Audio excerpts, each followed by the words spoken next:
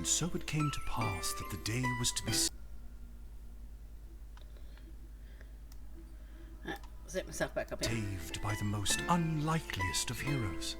A small child, unwillingly thrust into the workforce. One disaster after another had been diverted due to her diligent and cunning decision-making.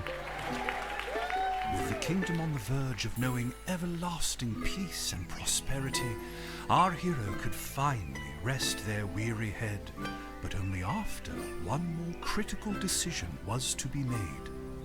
A decision of great weight, a decision of immense importance, a decision that could possibly kill hundreds, even thousands of people. Oh my God, you've made the wrong choice. You didn't think things through. You've doomed us all. Everything's on fire now.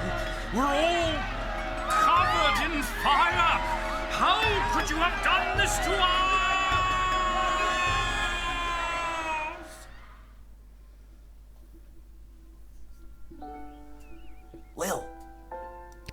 Lil! What? Oh, Dad, I must have been having a nightmare. It's over now, sweetie. But since you're awake, I think it's time you and I had the talk. Out of one nightmare and into another. Sweetie, there comes a time in every young person's life Well, Dad, you don't have to do this. when they have to work their dad's shift at the guard shed while he places a bet on the goblin ball match down at the pub. Aw, Dad, do I have to? Today was the day I was going to start off on a grand adventure with my friends. I want to sail the open sea. I want to fight ogres. I want to throw rocks at things. You think I didn't want to throw rocks at things when I was your age? But I had a duty. I had a responsibility. I had to work at the guard shed while my dad placed a bet at the goblin ball match down at the pub. Did he ever win anything? Do you think we'd be stuck here if he did? But I'm 12. Won't we get in trouble? Not if we don't get caught. Come on, I'll show you how to handle anything that comes up.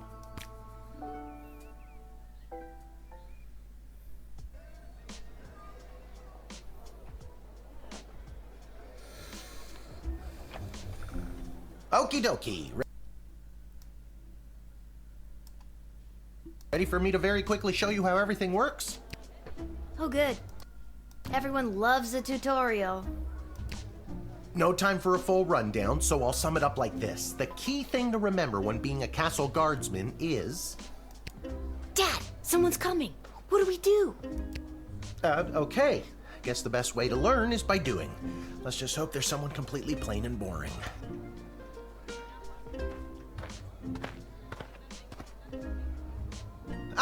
Good morning, Mrs. Abernathy. How's your day today? Plain and boring, as always. Bingo. Would you mind if Lil looks after you?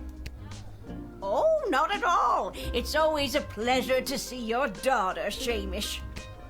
It's Hamish. What is? Never mind. Now, Lil, when a visitor approaches the guard shed, they'll generally start by stating their business. I'd like to state my business. I bring a basket of baked goods to my son and his family once a week. Oh, would you like one?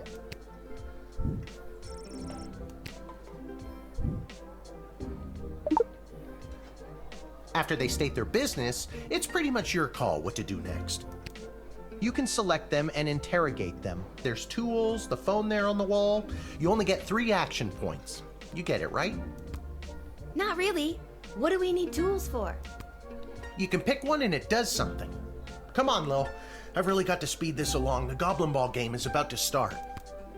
Oh, I'm sorry. I'm inconveniencing you? Oh, no, not at all, dear. I don't mind helping out. But the princess is whirly-gigging the ceremonial for a slingshot. She is? Sweet jumping jitters, we gotta get to that game. Let's wrap this up, dear. Seamus, tell the girl what to do.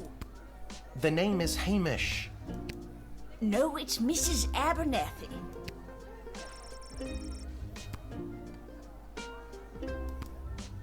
Didn't we cover this? That Looking in your bag for something to use doesn't cost you an action point. Feeling stuck? This phone is for calling the royal advisors and asking for their help, but all they'll really give you is their opinion. You can get a hold of Lieutenant Stryker, captain of the guards, and technically our boss. Hello, who's there? Or First Councilwoman Ash, the head bureaucrat of the Sprawl, with a real mind for politics. This is Councilwoman Ash. Hello? Hello, is somebody there? And finally, the royal jester Malcolm, chaos personified in human form. Hello, you've reached Malcolm. Please leave a message after the goose honk. Hey, where'd the goose go? Well, chase after it, for goodness sake! Each call costs an action point.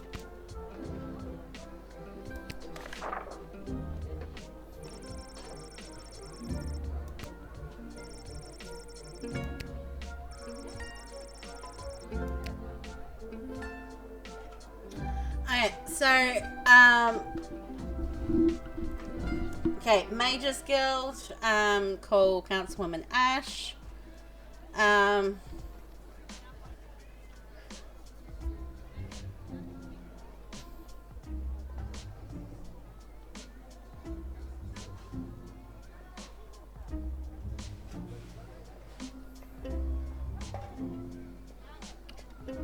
After 6 months undercover operation at the Sprawl Cabin for the elderly. Okay, I don't know, didn't last time, but we might call Stryker.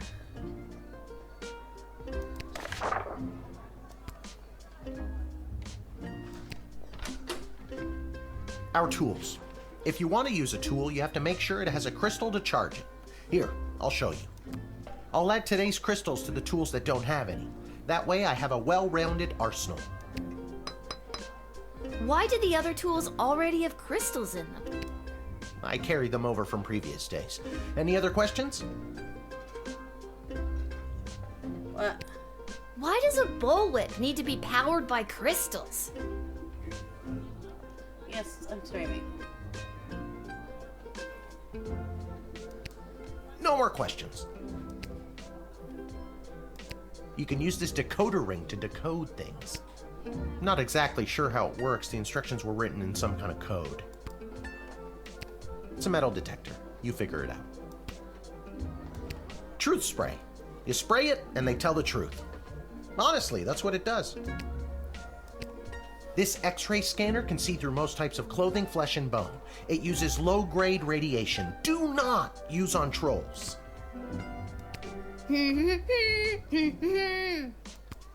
No humming.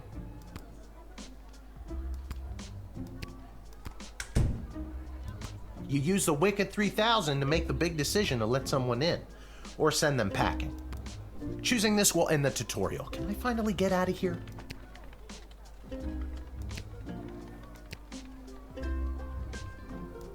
I already told you, selecting the person means you interrogate them and hear more of their story. It's the best way to find out someone's true intentions. Sometimes. Sometimes. Sometimes using a tool will do the job better, or the phone, or it's a combination of things. I don't know, you can spend all 3 action points just interrogating them for all I care. You use the Wicked 3000. Now you can choose to use the Wicked 3000 at any point during a turn, but sometimes it's better to use up all 3 action points to find out everything you can, by any means necessary. Sometimes? Yeah, and sometimes people are in a really big hurry, like I am right now, so just pick a damn lever already.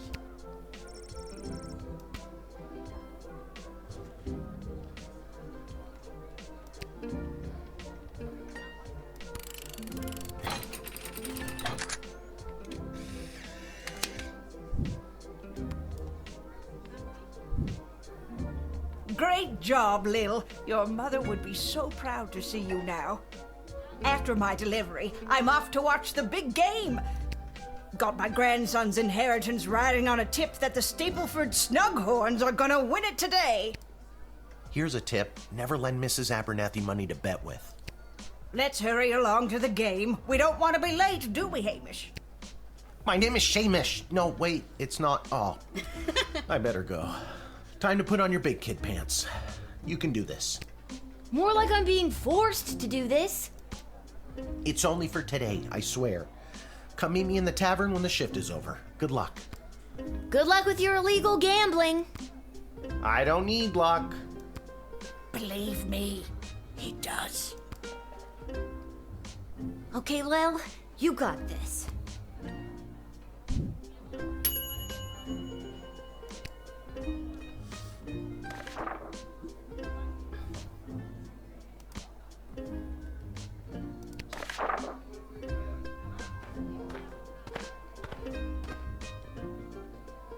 Charmed to make your acquaintance, young gate-minder. I am Tyronius Athanatos, son of Brielle and Darunia Athanatos. I have been summoned to deliver the keynote speech at the Festival of Magical Freedom tonight, hosted by the Mages Guild. Will you require anything further? Alright, let's ring.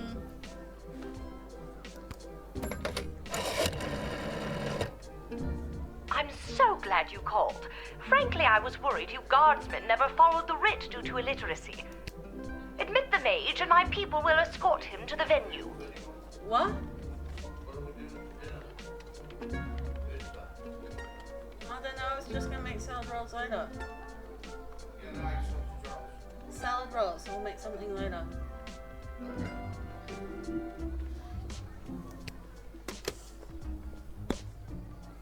Alright, I think we can just go ahead and admit him.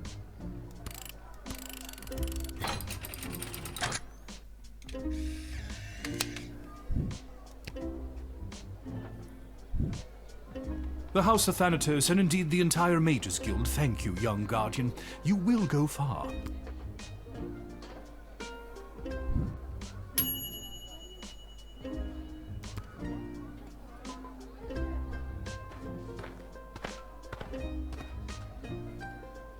Good afternoon.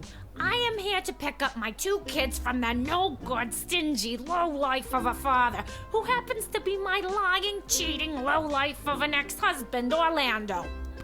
His address is there on this incomprehensible, illegible letter my kid sent me.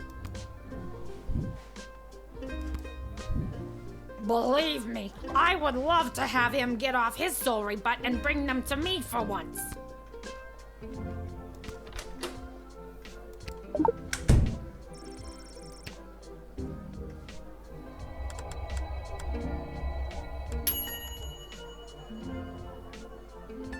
I don't know how to tell you this, but there's more to this letter than meets the eye. There's a hidden message written here. It says, "Come, son, mommy, Kelly is Nightmare." Does that make sense to you? Oh my god! My boys don't know how to spell! But also that thing about Kelly being the worst!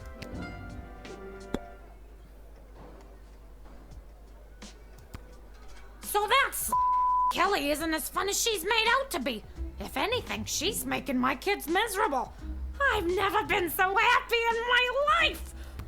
Oh my god, I need to get my kids right now!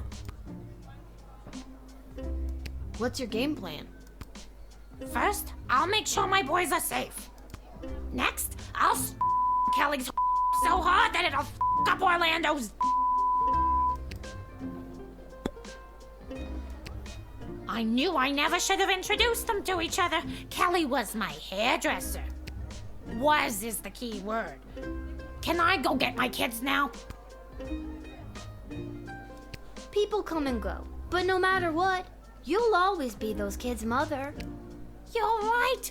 I will be, no matter who that low-life jerk ex-husband Orlando dates. Thank you for saying that.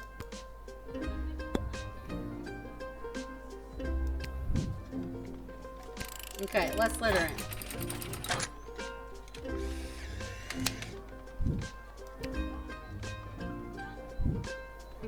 Thanks. Don't worry, Polyphemus Orlando Jr.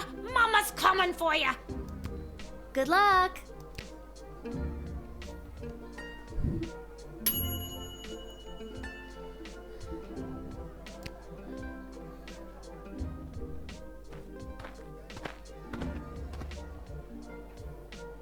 What in the bloody blazing blasted hell is the hold-up? Why have we stopped, Whelp? You haven't fed the cats. Well, sir, the guard. Silence! Speak when spoken to, or you'll get the whip, whelp. Yes, sir. Now, you child, let me pass. I have important business to attend to. Come on, shake a leg. BS waits for no man. BS?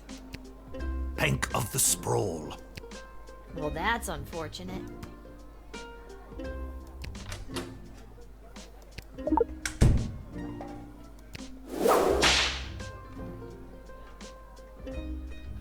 I'm sorry, sir. I was just slouching, only for a second. I'll make sure that none of the blood gold falls out of its case. You nincompoop! It wasn't me using the whip. If it was, believe me, you'd feel it. Wait a second. Did he say blood gold? Isn't that illegal?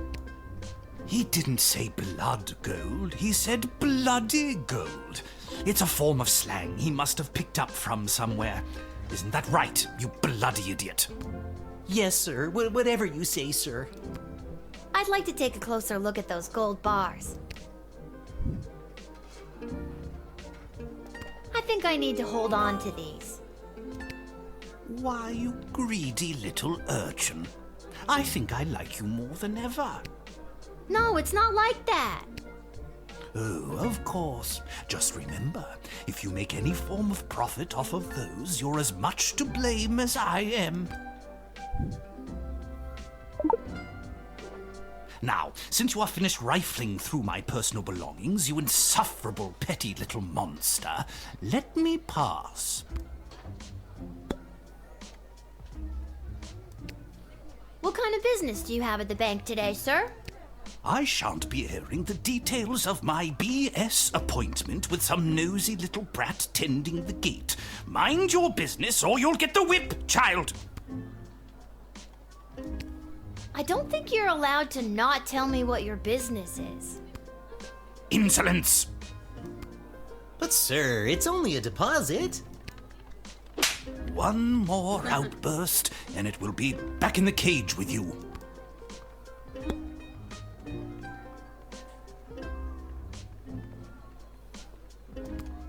Would you like to see my tax returns too? Perhaps my bank statements? I'll be keeping my private affairs to myself, whippersnapper.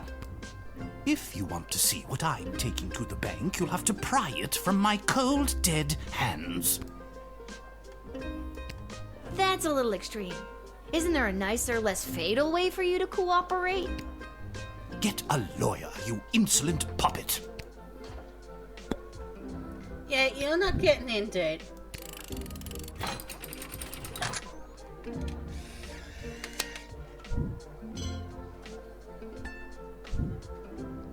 It's the goblins' fault, isn't it? Nasty, deceptive creatures. What about this? Let me through the gate, but I shall leave the goblin tied up outside like the cur he is. But, sir, the gold! Silence! All right, you rotten little girl, I'll go. But you will rue the day you crossed me.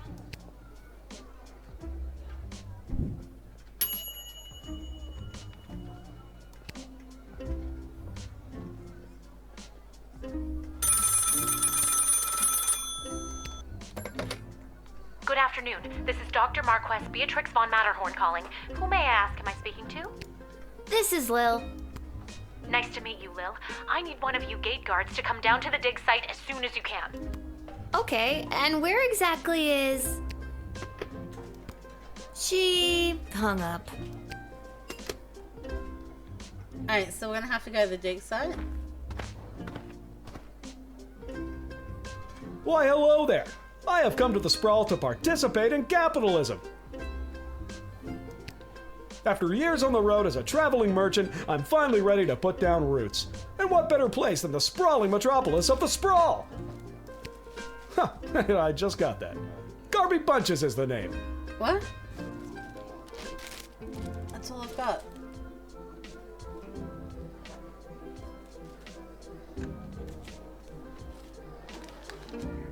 What are you looking for?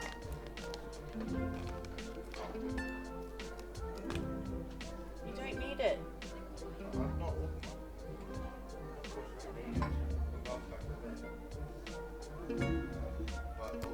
Garby Bunches? Funny name, but that's gotta be made up. I'm gonna have to see some documentation. Can't fault you for doing your due diligence. Here's my vendor's license issued by the Sprawl Board of Trade.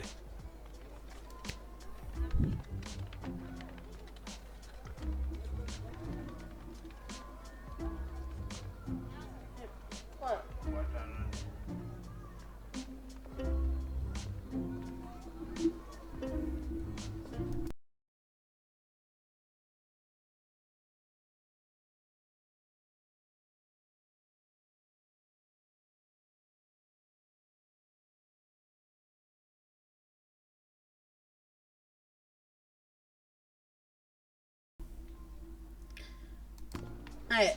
Well, I don't need that. There's no reason for me to confiscate, so you can have that back. He's right. Everything is in order. But you have a funny name, and Malcolm wanted to know. Garby Bunches. Where have I heard that name before? Wait a minute. Ask him if he's descended from Garbanzo the Terrible. Are you related to Garbanzo the Terrible? Yep, my great-great-great-great-grandpappy Garbanzo. OMG, tell him I'm a huge fan. I've got so many questions. Like, why did he use an ice cream scoop? How did he dispose of all that mess? This isn't helpful. You're not helpful.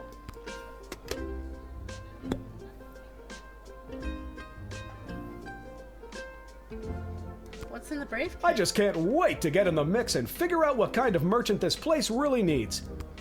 Since I was a boy selling lemonade, when life literally gave me lemons, I've dreamed of maximizing profits and keeping overhead low. I've always said this place needs a nondescript vendor to shake things up a little. See, you get it.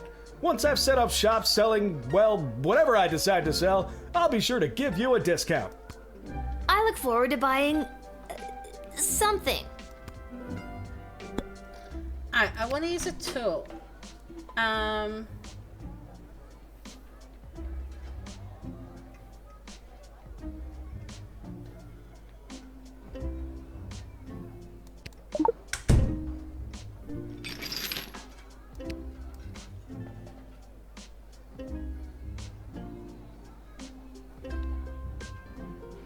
Surprisingly, this guy doesn't have anything interesting on him. I sent all my belongings ahead of me, with everything I'll need to set up shop. I don't really care about that. I don't really care whether or not you really care. I don't see a reason not to.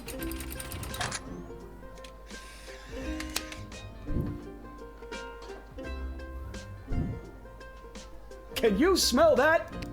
The trash barge? Yeah, it comes through on the weekends. The smell only lingers for a couple of days. Not the reek of filth and decay. That's the reek of opportunity. See you around.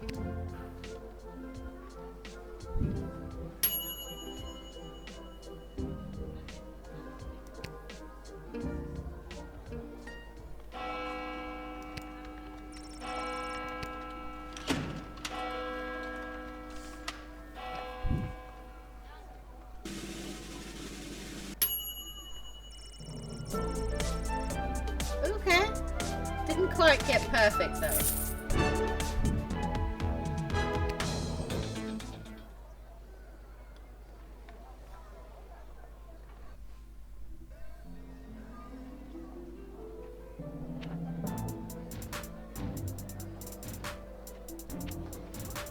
Yeah, they need someone by the dig site, so we'll go there.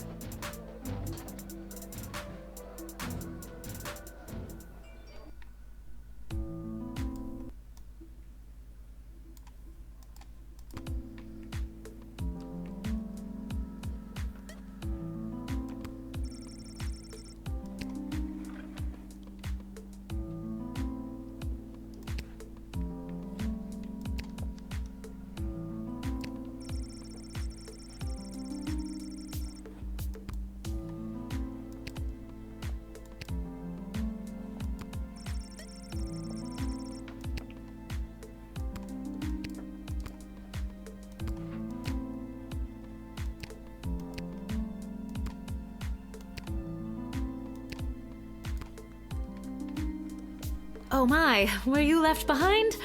The last group of school children departed hours ago. Feel free to wait in the lost and found box until someone comes to collect you. No, you called me. I'm Lil. We spoke on the phone. I was covering for my dad at the South Gate. Of course, Lil, yes. Yes. But no, this is highly irregular. But then again, you'll have to do, for the sake of time. Ha! Sake of time. Do you get it? No. Trust me, you will. Where exactly am I? You're at the entrance to the greatest archaeological discovery of our lifetimes. I am Dr. Marquess Beatrix von Matterhorn, head of archaeological research at the Royal Academy. But you can call me B. Gotcha. And what's so great about this place? Would you like the long or short version? Hit me with some of that sweet exposition, baby. This place is known as the dig site. How creative.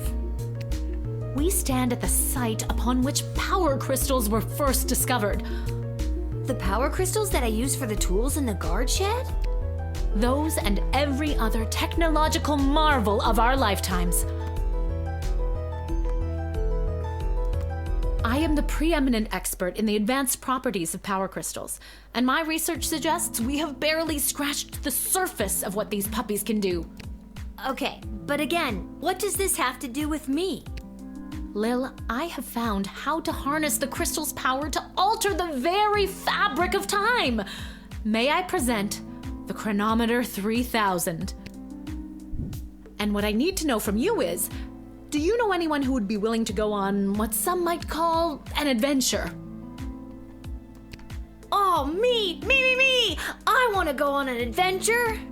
Wonderful. But before you go off and start pushing buttons willy-nilly, let me explain how I came across this incredible new discovery, or more exposition, as you might say. You see, by transmuting the crystal's more raw and ethereal properties and tethering it to a Nomus astrolab, they can produce temporal anomalies. We began experimenting by fashioning teeny tiny harnesses and attaching the crystals to mice and directing radio signals towards them. We perfected the process and found that we could send these mice back minutes, hours, even a full day with a less than 13% fatality rate. Blah blah microscope, blah blah live chicken, blah blah blah resonance chamber, blah. It really was the killers.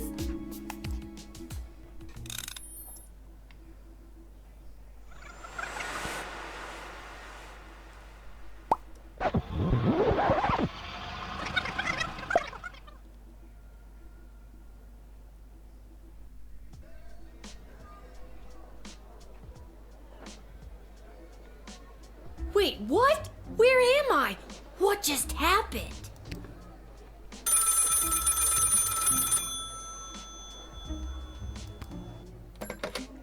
Good afternoon. This is Dr. Marquess Beatrix von Matterhorn calling. Who may I ask am I speaking to? Nice to meet you, Lil. I need one of you gate guards to come down to the dig site as soon as you can. What's going on? Don't you remember She hung up. Again.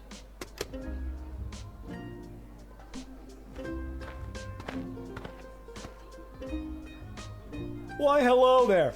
I've come to the Sprawl to participate in capitalism. After years on the road as a...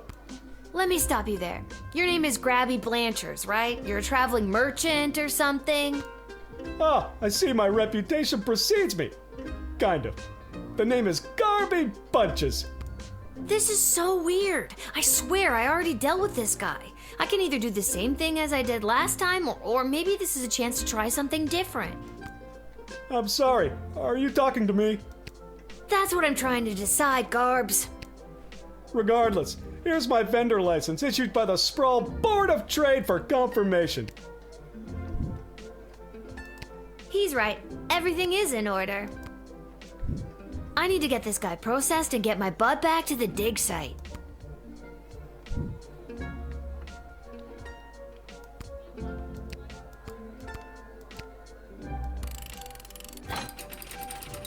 Oi! Oi! Cats! swear I've done this already. I remember pulling the Can you smell that? I think then you said something about opportunity. You got it. See you around. Yeah, she was up behind there making everything jiggle. I need to get back to the dig site to figure out what just happened.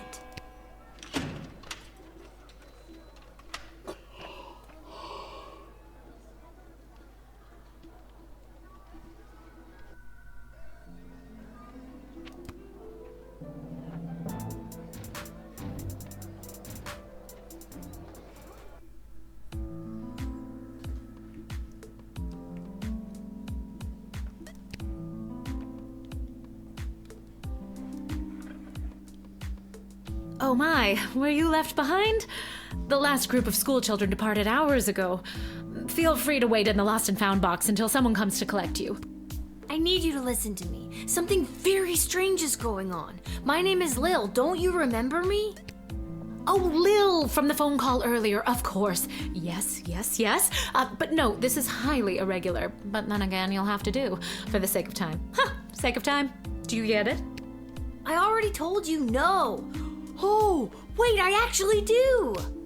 My name is Dr. Marquess Beatrix von Matterhorn, head of archaeological research at the Royalty School for Smart People. You said I can call you Trixie. We've been through this before.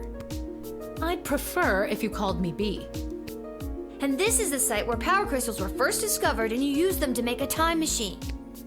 Then you baited me with promises of adventure and pretty much forced me to push the big shiny button on your silly little time machine, and now I'm pretty sure I'm just traveled back through time and I'm kind of freaking out here. Any questions? Wait, why am I asking you questions? For any of this to be possible, it would require the use of my newly crafted device. May I present the Chronometer 3000? Wait, where did it go? Do you mean this? My invention! How did you get that? You gave it to me. Well, not really, but you were gonna give it to me, I think. You were in the middle of explaining. And you were seduced by the glowing red button. Can you blame me? Yes, but it is a good button. I'm just proud of myself that your particles weren't immediately dispersed to the furthest reaches of space and time.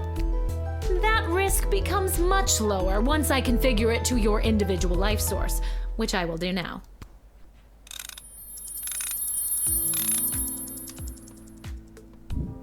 At any rate, I think the castle gate is a perfect place to test my prototype, and I need a willing gate guard to use the device. And allow me to track their progress to make sure only the right people are permitted entry to the sprawl. Do you have any questions? Right people? Individuals or groups that would improve the daily life of the inhabitants of the sprawl, rather than those who would see harm come to the community and castle. Isn't that subjective? Yes, well, I suppose it is, but recently the kingdom has seen a rise in rebellious factions, envious neighboring nations, not to mention the resentful Mages Guild since the power crystal has replaced most household magical applications. One wrong choice could trigger a domino effect that could lead to the fall of the sprawl. So to recap, you're giving me, a 12-year-old who worked exactly one day at the castle gate, the power to rewind time? Why not just use it yourself? I have been testing the device myself for months. In fact, I used it to repeat a month's worth of the same day and learn to play the oboe. Can I show you? Oh, well, perhaps another time. My calculations suggest that no changes I could make from my post at the Royal Academy would have nearly the impact on the sprawl that you gate guards do. Academia, am I right? So I came to the conclusion that trying it out at the gate is a calculated risk worth taking. I think I get the idea, Dr. B. I'm ready to go out in the world and use this device properly, and definitely not to win the lottery or to repeatedly watch people trip and fall over and over again. You'd want that? I have a feeling you're not using your science experiments to their full potential. Regardless, you'll find you can't use it whenever or wherever you want. It is now calibrated, so it will only allow you to fold space and time when you are inside the guard shed. Ah, rat. Furthermore, by default, the device will automatically allow you to travel back to the start of your guard shift, including your loadout. However, I hacked it a bit so that you can jump back to a specific point in the turn. Hack is the key word, though. I have to leave now. There is more science to be done. I will summon you soon, and we will see what else you might be ready for. Thank you, Lil. The world thanks you. No pressure. You can do this. Just try not to break space and time. I'm not kidding. Maybe I should have mentioned I was only working the gate for one day. Oh well. It's getting pretty late. I should head home.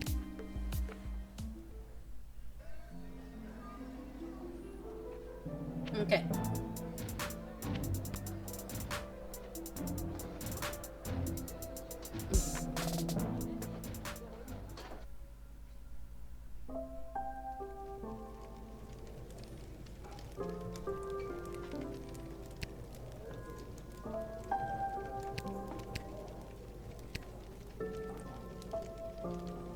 Your dad's over there.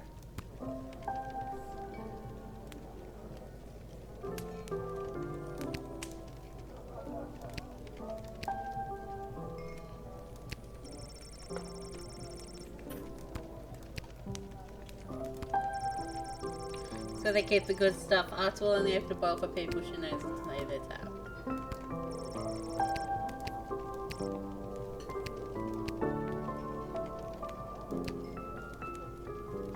Hey, there she is, my hard-working, angel-faced sweetest of the sweetest daughter of mine. You didn't win your gambling, did you? No, but it wasn't my fault. The other team was just too good. But I didn't lose all my money. We still have left what I didn't bet, so... That'll be 15 gold for the ale. And now we don't have any left. Hey, Lil, did you take any bribes or pickpocket anyone today?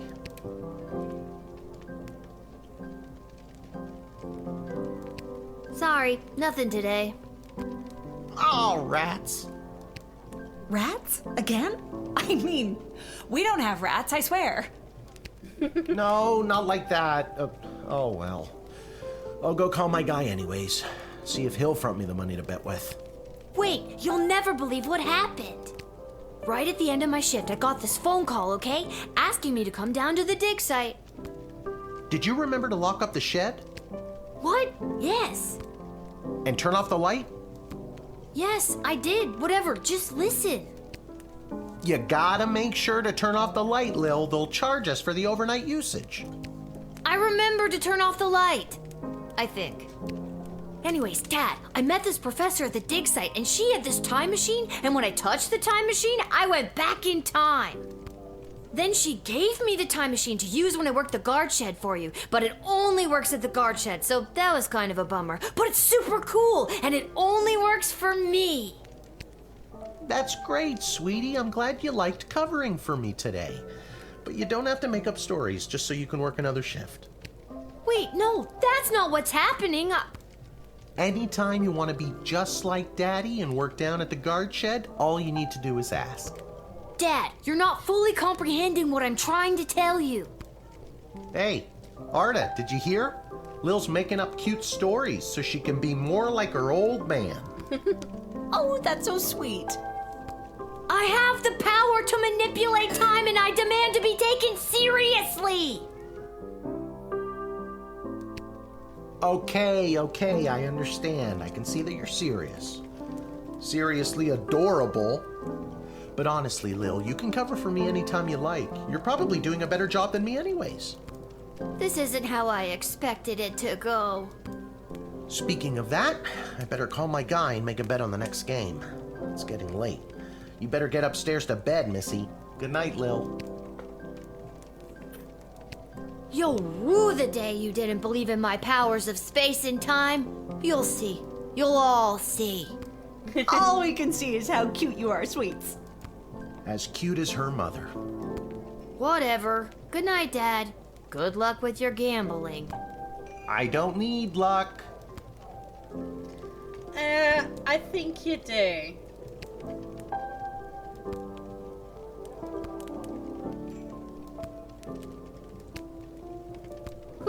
I'm pooped. That's enough adventure for one day. I'm ready to hit the sack.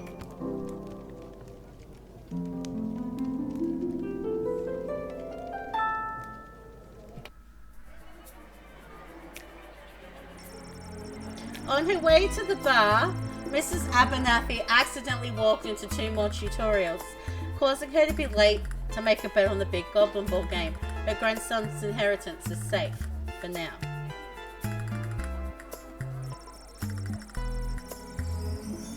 Ah, that's what it was. I got 3 stars for it, but not the thing. Okay.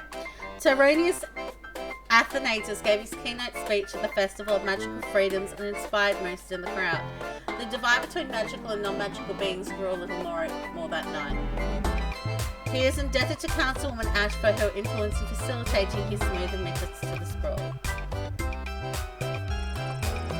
After Denise picked up her kids, she moved them safely out of view, but not earshot, and gave Kelly a piece of her mind.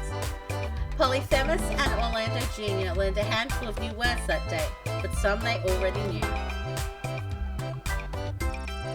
Due to your cunning conversation and denying the old recruit, Grumpton T. Dankworth was unable to make his sizable deposit of illegal gold blood to BS. Unfortunately, it happened on the same day of an unprecedented volume of cash withdrawals. This caused the bank to run and close early. People panicked. They burned the bank to the ground. Mr. Dankworth refused to donate money to have it rebuilt. Garby Bunch has found a vacant plot of land in the alley behind the Twisted Sisters Tavern and set up his Emporium of Wonders.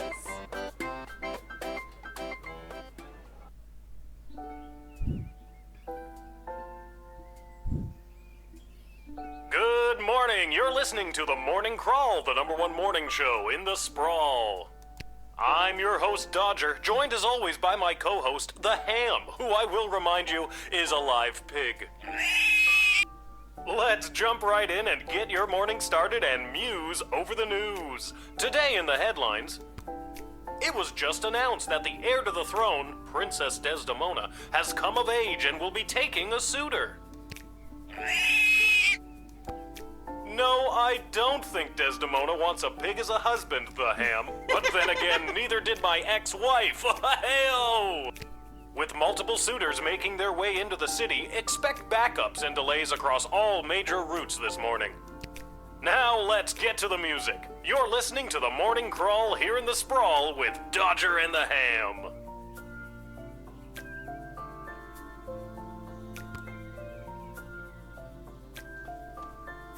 I liked it better when it was Dodger and the Cluck, but I guess it was too hard to keep training that chicken.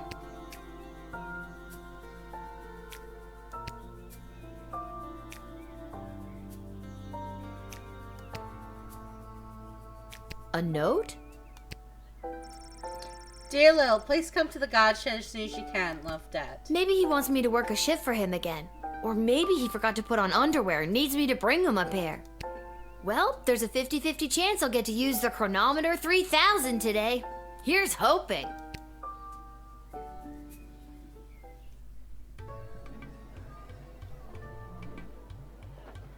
And finally, the aforementioned grading pending review will be transferable to a more viable calculation, which is, needless to say, a more economical contrivance for evaluation. Any questions? Many questions. Hey, Dad, I got your note. What's going on? I have no idea. Due to the Bank of the Sprawl being burned to the ground as a result of your actions, any guardsman who does not receive an above 2-star rating at the end of any given shift will lose their job. But I need my job for gambling. I'll pretend I didn't just hear that. You and I both know my dad has a tendency to half-ass his way through life. Tell me why he needs to whole-ass it all of a sudden and strive for anything above 2 stars. Why, I'm glad you asked. I've been authorized to award above-average job performance with cash bonuses. You mean if we get more 4-star results, we'll make more money? You're as quick as your father. Before I go, here are the allotted crystals to power your tools. And with that, I'm off to tell all the other gate guards about these new rules. Well, all of them except Randy. He's been terminated. Not Randy. That guy's a riot. Which is exactly what his poor judgment led to. Wish me luck.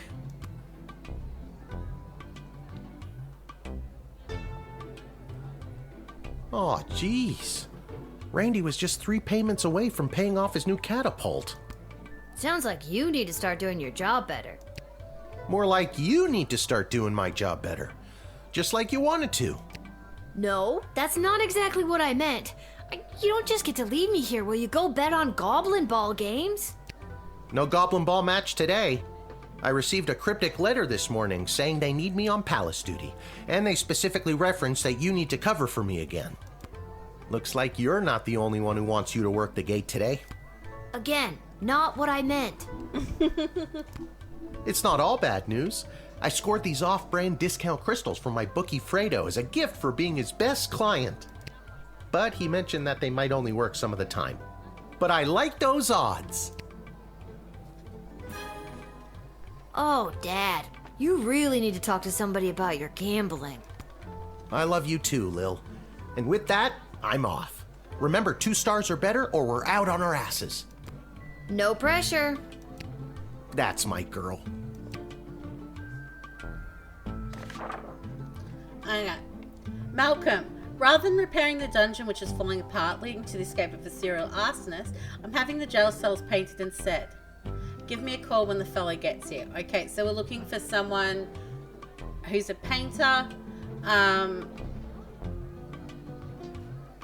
we need to call Malcolm. Expect the imminent arrival of 2 envoys vying for an alliance with the Sprawl. That's 2 envoys, not 1, not 3, but 2. 4 is right out.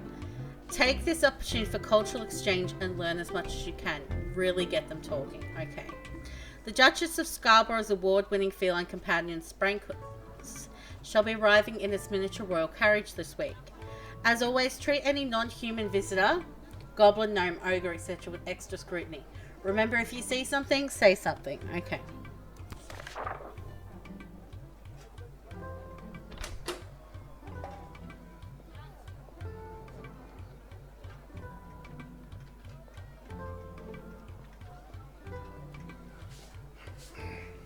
Okay, so what do I want to put crystals in?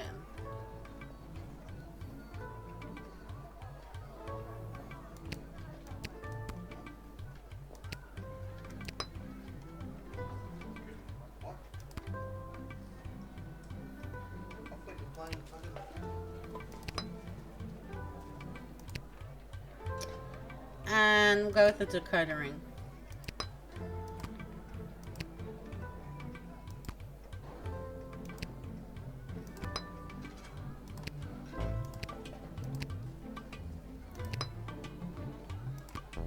Okay.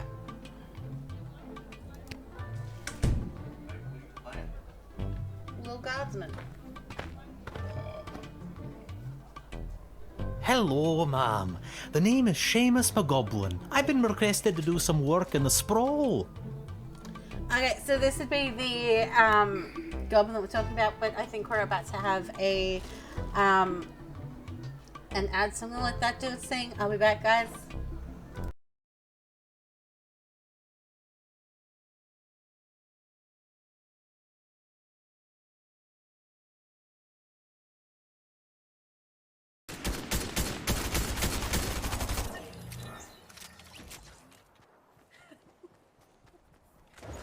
Fish sticks. Yes. Are you saying sticks or dicks? Sticks. Okay. Hello, Daddy. What can I do now to service you, Daddy? If I play... no, we're not trying to jump off the thing again.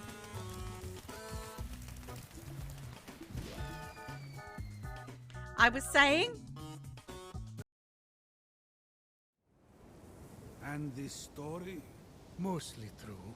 Until the end. No. It served its purpose. I am the father. Here with me. No! Alphon didn't steal your powers of prophecy. They're never better. Much better than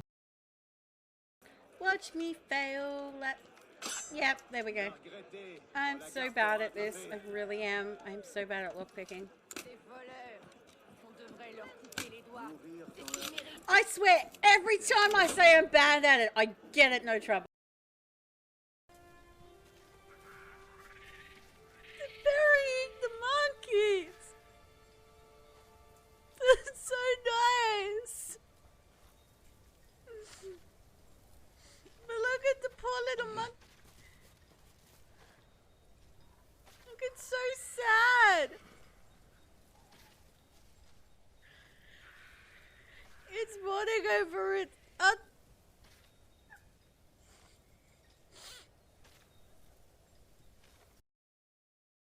Okay, grab the rake. Grab the rake. Grab the rake. You said square, grab the I rake. no. Square, grab the rake. Squares to honk. Circles to grab something. Just don't draw too much attention to yourself, and we shall be fine.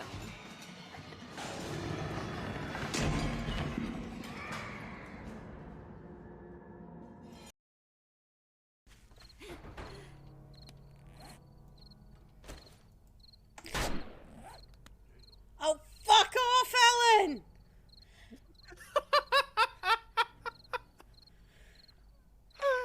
I don't know what you're talking about. Wait, what just happened? I shot her in the back of the head and she jumped. And the guards didn't see that, so... Look how far I kicked that chicken! Okay. You look mean. Oh, no, okay, this is a boss. I'm gonna die, dog. Hey, get this guy first. You gotta help him first, dog. He's brown. Okay, put him down. Shit, what the fuck? What are you doing? Yeah, just leave. I did try to fork Ben Franklin. And if Assassin's Creed 3 has taught me anything, Ben Franklin would have totally been up for a good forking.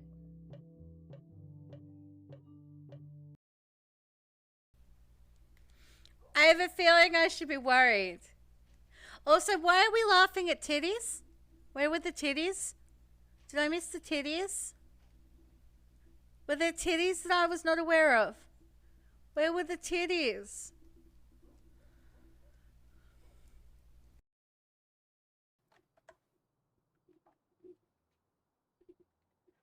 Command 99, mic check. Damn, you're loud as shit. Oh, I see how it is. She's loud, I'm quiet. What the fuck? Oh, my ears. I raised my radio so I can hear your ass, and Jesus Christ. Can you hear me loud and clear now? Yeah, but I could also hear Miss Schroeder loud as fuck. I guess healthy balance would be better. Flinging poo! Geezer, not the time for this right now, Geezer. I am eating shit. Not for you, I can't. Get a fucking job. And with that, he got back in his ute and he headed home. Hey, what?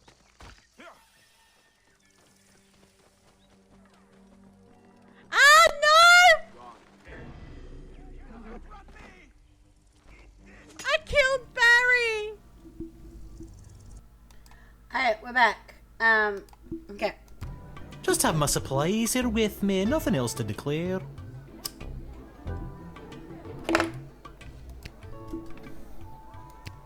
You have paint with you. Are you like an artist? Me? An artist? No, ma'am. I have a real job. I'm a painter. I paint things like walls and doors. An artist? Oh, you're giving me a laugh. You may laugh, but I'm sure that you're an artist at heart. I'll have to tell Mrs. McGoblin that. She'll never believe she's been married to an artist all these years.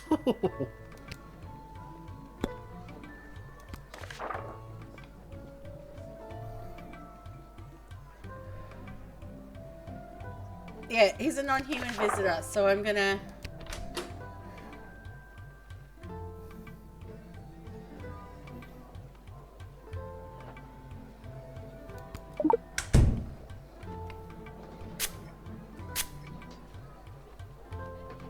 Oh, I've never worked a job where I didn't know who hired me or what I was supposed to do. The whole thing seems a little suspicious to me, but I can't afford to turn down any work right now.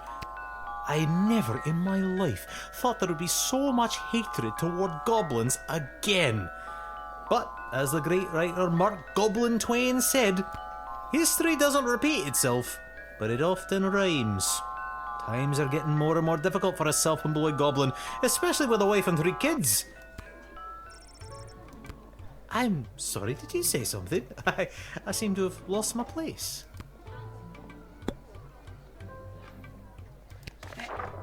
I believe it's Malcolm calling.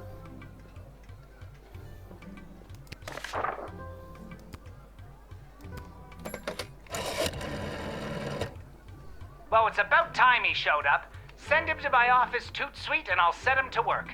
No more doom and gloom down here in my office. Now it'll just be doom. What's that? Yes, I insist the horse get into the water. This is water polo after all.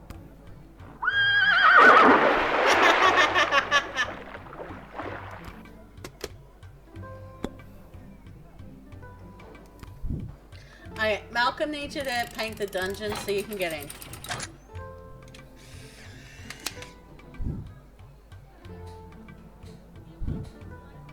Many thanks. Say, before I go, do you have a favorite color?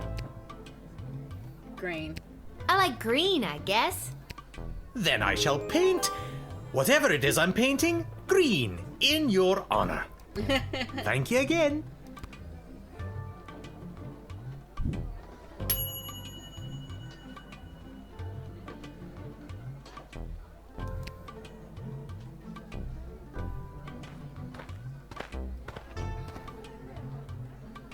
Hear ye, hear ye. I have come to announce to the princess a proposal of marriage from my lord and master, Prince Phineas Pomp, heir to the throne of Petrarch. Prince Phineas, son of King Phineas and Queen Buttermilk, who was daughter of King Fangil, son of Queen Amelia, daughter of King Rupert, son of Queen Talia. Thank you. Wow, okay, I think I got it.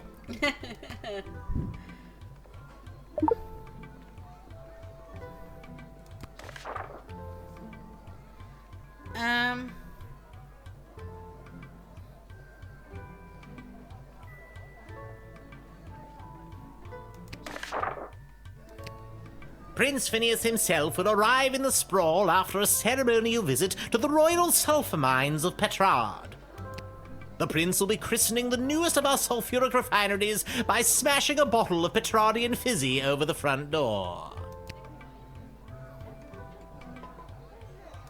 That sounds like it's going to be quite a party. Oh yes, one of the grandest events of the season. I thought I might be asked to play my bugle for the occasion, but the prince assured me it was much more important that I travel all the way here to announce his eventual arrival.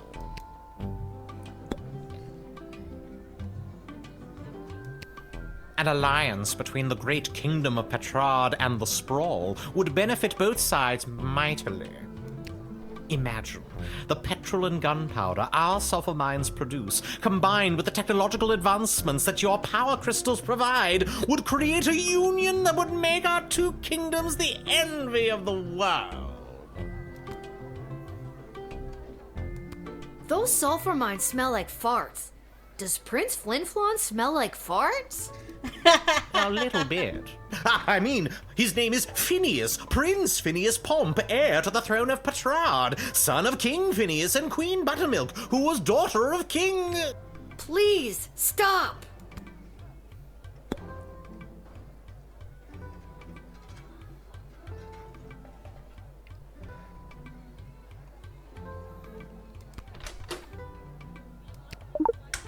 Can I see that scroll you got there?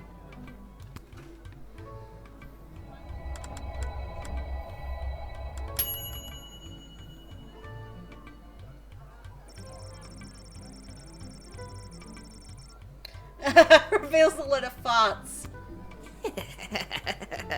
Farts.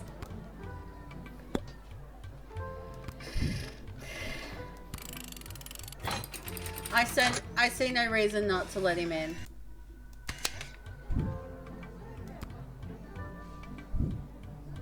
Onward to announce the eventual arrival of Prince Phineas Pomp, heir to the throne of Petrard and future husband to Princess Desdemona. Incidentally, I believe there is a representative of the Marvog Empire behind me seeking to make a similar offer for the hand of the princess. If you refuse her entry, I will give you much gold tonight. I will meet you at the tavern after your shift. Remember, do not let in the Marvog delegate. Much gold.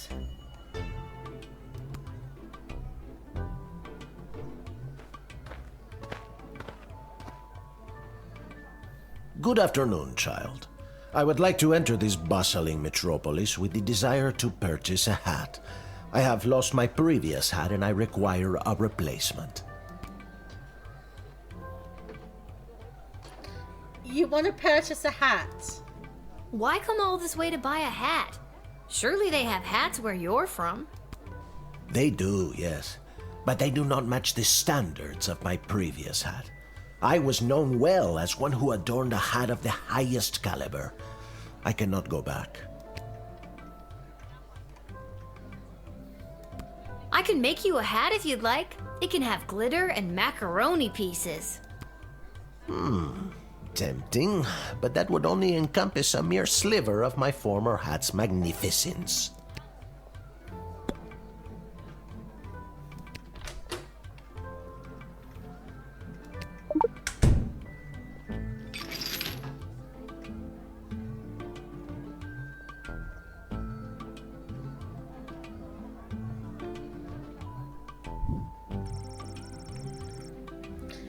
The X-ray tool reveals a hat-shaped hole in Signor Capello's heart.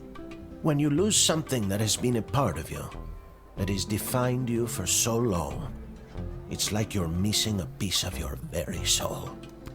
That's pretty deep for someone talking about a hat. This old hat of yours must have been something special. Oh, it was. It was the most fantastic hat you had ever seen. That is how I acquired my name. Signor Capello Fantastico. What does that mean? Mr. Fantastic Hat. Yeah, I was about to say, Mr. Fantastic Hat. That's a very fitting name. Alas, it was. My good name must be restored. Okay. Well, we know he's got a hat-shaped thing, so that kind of proved what he was saying, so...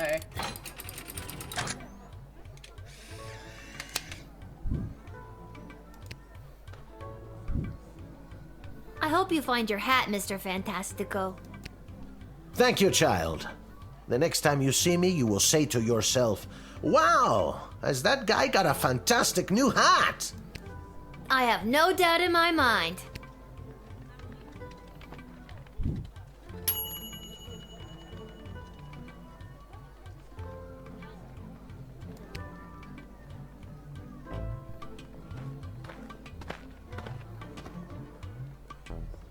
I come with a message for Princess Desdemona of the Sprawl, from Praetor Kargan of the Marvog Empire. The Praetor bid me say directly to the princess, Egtag Maya Kora una Guahatag. Grant me access to deliver this message personally, and I shall recite the Praetor's words to the princess with honor. Hail, Praetor Kargan! Kapla!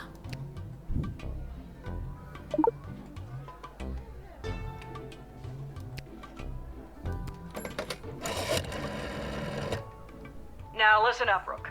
The Marvog are a very dangerous foe, renowned for their skill in combat. They never travel unarmed, so she's probably packing tons of ceremonial weapons on her. I cannot stress this enough. Do not try to disarm her. It will be seen as a challenge and result in your certain death. I lose too many guards this way. Just let her in.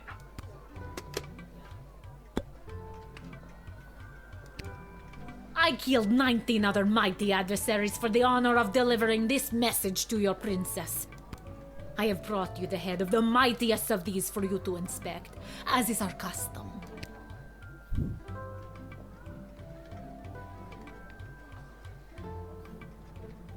Oh my god! Thank you for the gift? This is how you know I am worthy to deliver the words of the Praetor to your princess. I have someone's head, okay.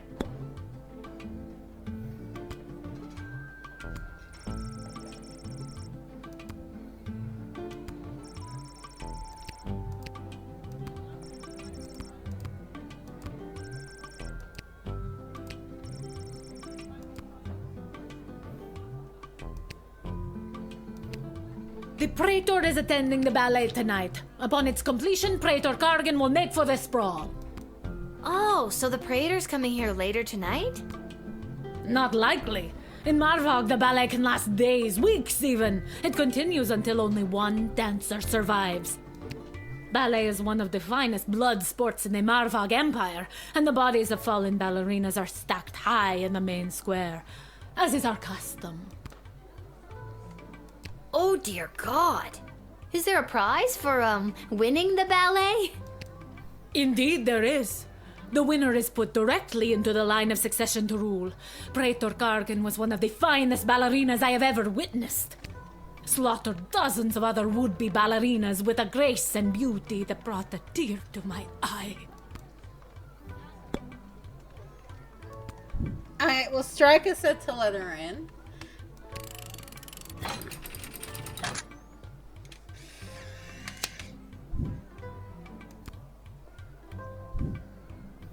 You have honor, little one, and shall always be a friend of the Marvog.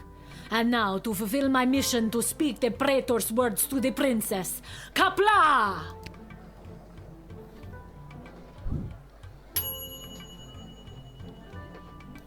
Oh, no.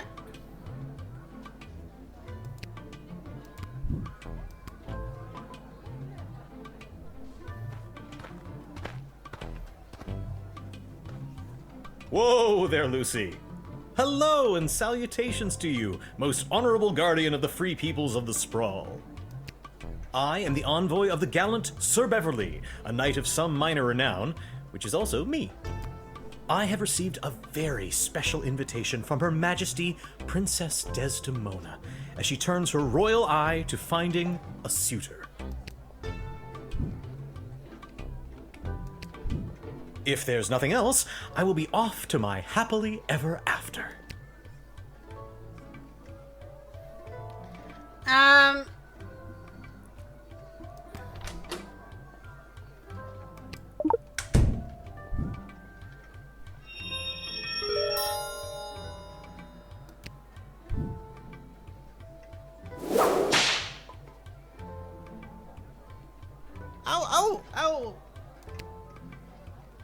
That's what I thought.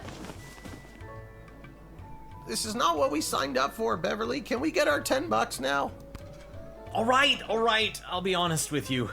I'm not the gallant Sir Beverly, knight of some minor renown. I'm just an envoy to plain Beverly, late-night custodian of the Goblin Ball Stadium, which is actually me. I've been watching the princess launch the ceremonial first slingshot at Goblin Ball matches for years now. Our eyes locked during one such slingshotting, and she smiled. My heart has been hers ever since that day. Also, I spent all my money on this costume, and I don't have any left to pay the horse. This. We're out of here. You better go too, Beverly. I understand. You are being controlled by powerful forces and simply following orders. But know this. There is no force more powerful than love. You have not seen the last of Beverly, late-night custodian of the Goblin Ball Stadium. On, Lucy. Shut up, Beverly.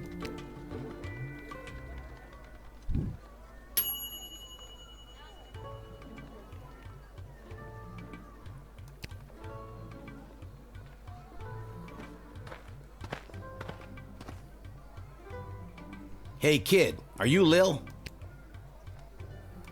Show a bit of respect. If you see her, tell her I got a mysterious letter for her.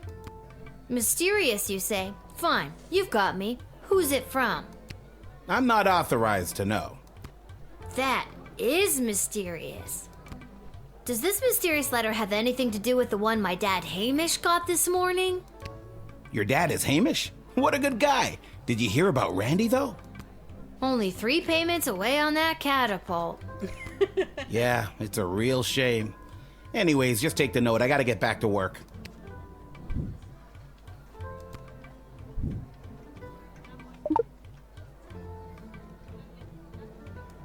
Wait a minute. What are you doing? I really gotta catch up to my partner.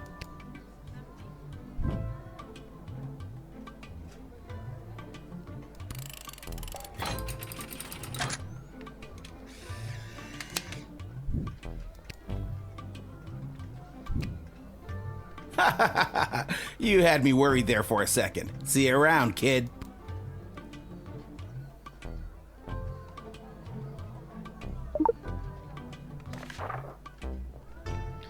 Little girl stands at the gate making choices. I can't wait. If you ever tasted madness and wish to circumvent great sadness, come and meet me after dark to tell that we can make our stamp on the world. Dungeon 7, Room 4, Boulevard Delore. Okay, Malcolm wants to speak to me. Nothing weird or creepy about that.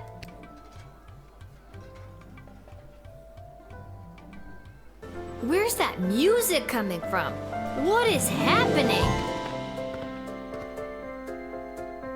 Good afternoon, I've traveled from afar. A simple girl who wished upon a star. Inside this castle lies my fate. Perhaps I'll even get a date. To my old life I sing au revoir.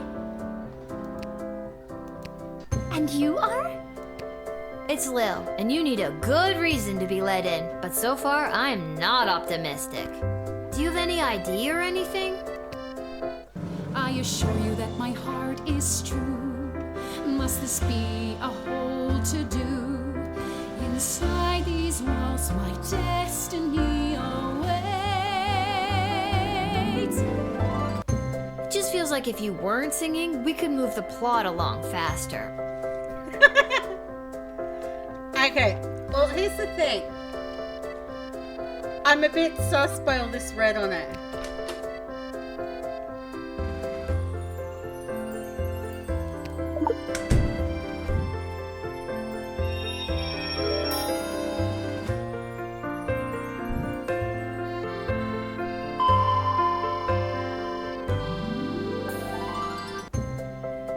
What is that? Oh, that's just Fossy. What's a Fossy? Fossy is the name of my blowtorch.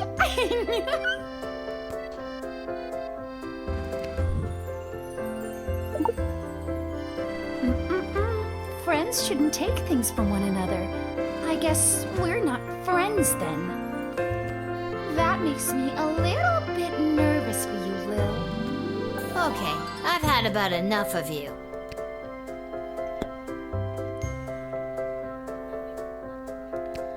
I'm just so thrilled to finally be here in the sprawl. The people, the culture, the food, the hundreds of dark alleyways that could just swallow a person up. I have to say, I'm losing patience, Lil. At first you seemed so innocent, but still, I have a hunger driving me. The people everywhere will see. My dark destiny I will fulfill. I'm not letting you in, bitch. Well, that took a dark turn. Okay, Lil. Now that we're real bosom friends, I guess I can open up to you. Can you just tell me and not sing it? Nope. Ah. I guess confess that it's all so true. Why I ventured here to you is that I am a thief. And also I should claim that I likely bear the blame for forging checks and larceny, for smuggling drugs and piracy, for setting many fires and causing grief, so much grief. Oh my god! Just because you're singing it doesn't make any of that remotely okay. It doesn't. You're not getting it. I'm sorry.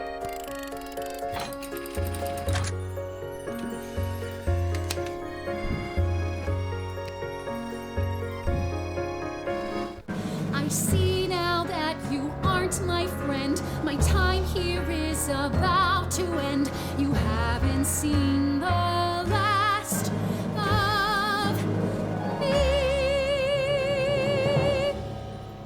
You're the worst.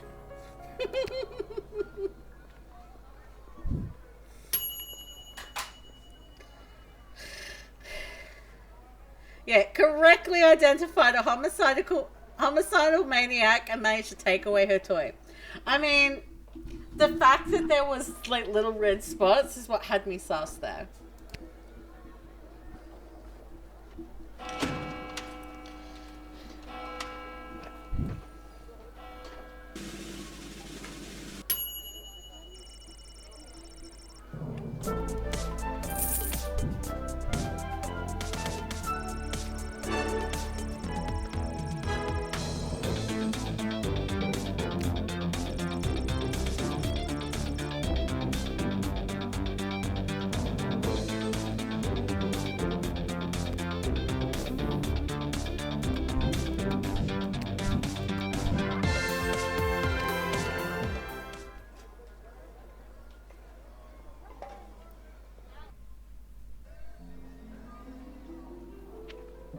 Yeah, Dungeon Room 4, Boulevard Galore, okay.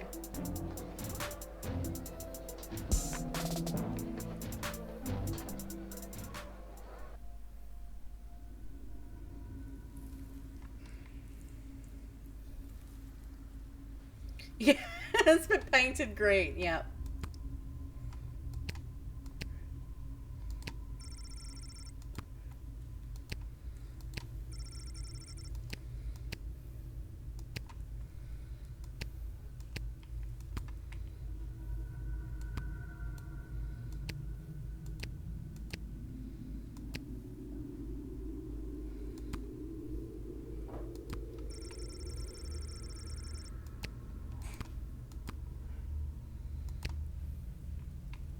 Is this the right place? It is. I mean, enter if you dare.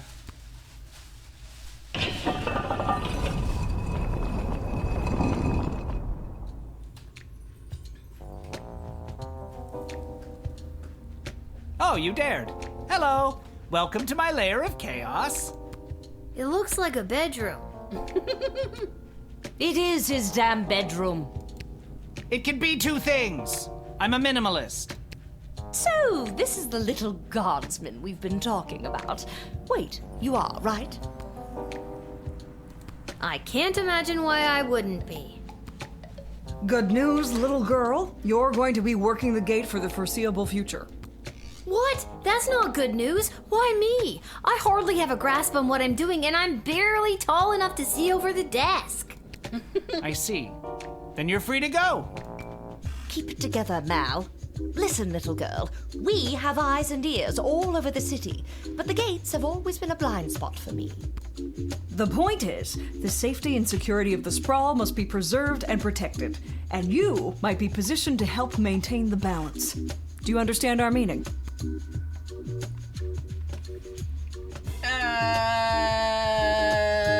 You want me to do favors for you.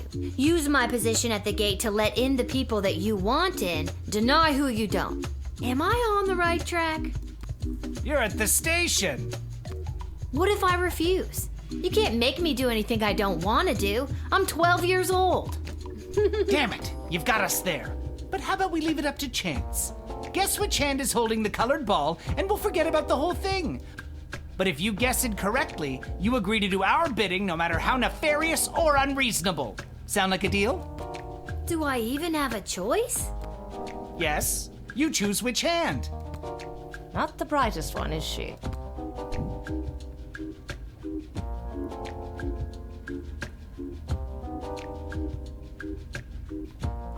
Malcolm is left-handed, I think, so I'd pick his left hand. His right hand. Pick his right hand. You can't go wrong when you pick right. Oh, you're not helpful at all. Eeny, meeny, money, mo. Catch a tiger by its toe. If it hovers, let it go. Eeny, meeny, money, mo. Oh, I'm sorry. That was the wrong choice. What you should have chosen was my foot. But you said it would be in your hand. And what is the foot if not the hand of the leg? You lost fair and square. But... Oh, and don't worry about your father. We're each quite capable at finding ways to keep him busy, making sure you have to cover for him. But... That concludes this briefing. We suggest you go back home, rest, and wake up tomorrow prepared to go to your new mundane job, which you will work at for the foreseeable future. It's called being an adult. Keep an eye out for our directives in your daily Guardsman writ. I trust you won't disappoint us. Goodbye.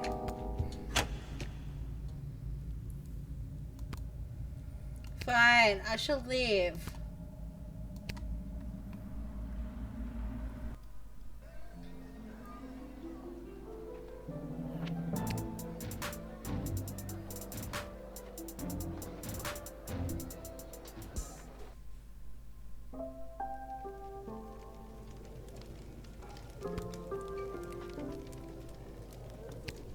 Boy, what a day. Hey, Arda, pour me a cold one, will ya?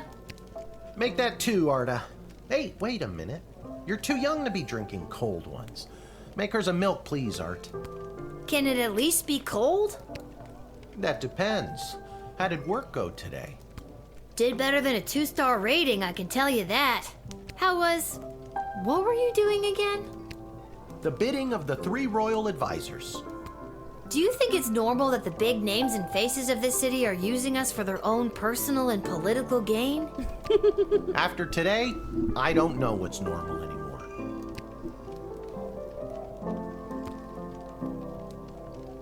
I'm not ready for bed. There's still stuff to do. There's someone waiting for you in the back alley.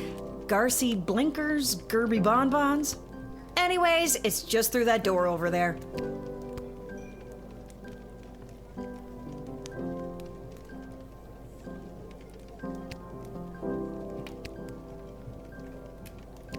Oh, that is a magnificently fancy hat. This hat, it is not as fantastic as my previous hat. My journey, it continues.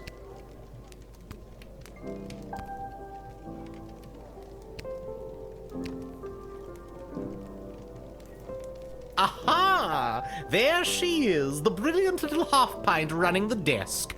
I trust you refused entry to the envoy from the Marvog Empire like we talked about? If you did, I have the gold I promised you right here. No, I totally let them in. What? Why? I thought we had a deal. No, you thought you could bribe a guardian of the Free Peoples of the Sprawl, which is a very serious offense. Please forgive me, incorruptible and honest steward of the kingdom. I beg you, forgive. I don't know, it's a pretty hefty sentence for attempting to pay off one of the protectors of the kingdom. All right.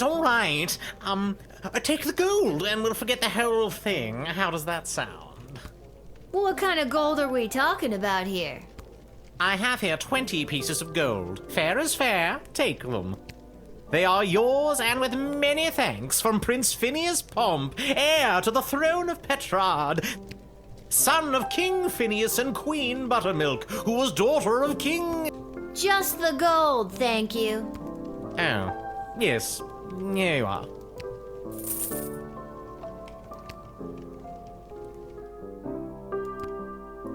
Money!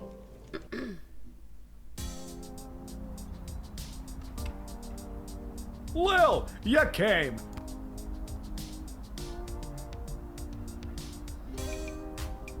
Welcome to Garby Bunches Emporium of Wonder. You're my very first customer. I was actually inspired by watching you alternately help and hinder folks at the gate yesterday. And I thought, Garby, there must be an industry of enterprising individuals supporting the guards. And when I looked around, there wasn't. So I met a mage who's got a magic crystal hookup, and now I'm selling Guardsman tool power-ups.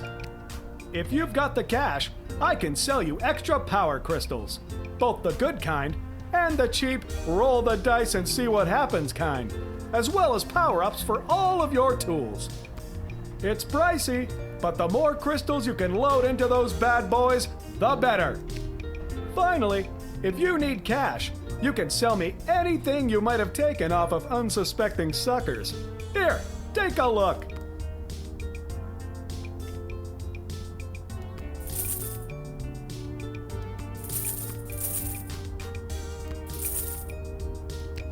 Yeah, I don't need those. Okay.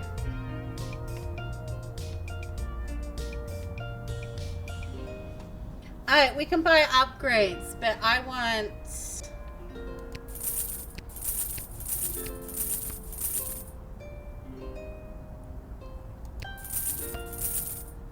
Okay.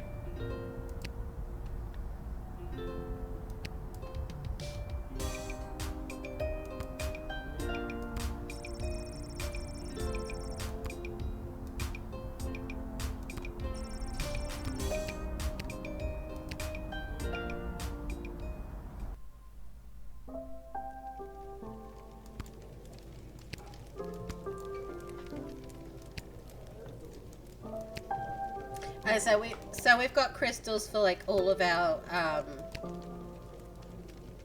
I think I've done everything I need to do, but are you sure you're ready to hit the hay? Quiet, you.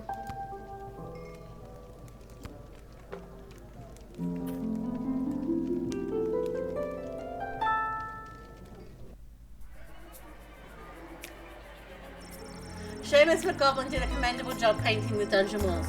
Although humble, he really is quite skilled. He never let a drop hit the floor, and he did all the edges without using tape. Really high quality work. It brought a much needed breath of light into a room where some people wait for execution. Seamus went home with his hard-earned paycheck in one hand and a bouquet of flowers for his wife in the other. He put his 6 goblin children to bed, swept his wife off her feet and took her to their room. Their 7th child, Becky McGoblin, is due sometime in the spring. The Pedratian envoy presented himself at court, which began okay, until out of sheer politeness, Princess demoted to acknowledge his bugle. He proceeded to toot his own horn, which rapidly diminished the favour he had just curried.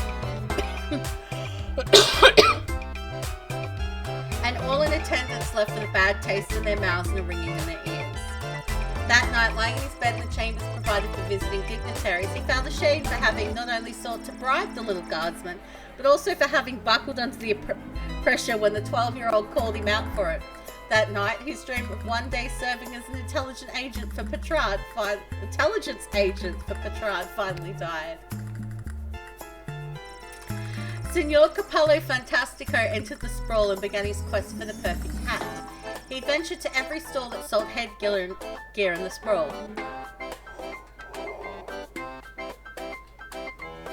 Henry's Hats, Linda's Lids, Homer's Haberdashery, the Chapeau Shack, Mind Your Millinery, Hats, all caps, and even Yiddle's Yarmulke yurt. but none of them had the type of hat he was searching for. But rest assured, Signor Capello Fantastico will not relent until the top of his head is restored to its former glory. After relaying Praetor Kargan's message to the princess, the Margrave envoy walked past the National Ballet of the Sprawl's repertory company rehearsing in the park, seeing that the ballerinas of the Sprawl were doing things completely wrong.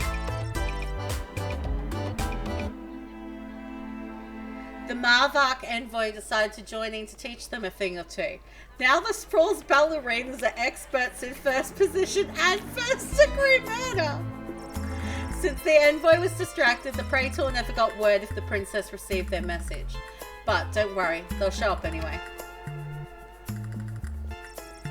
Denied entry, the fake Sir Beverly took off his fake armour, got back on his fake horse, and went home to his real hut where he lived with his real mother and wallowed in his very real depression. Chloe encountered a guard patrol outside the city gates and attempted to pickpocket them quietly, which she didn't do successfully on account of all the singing. In jail, it only took her 5 minutes to be sent to solitary confinement.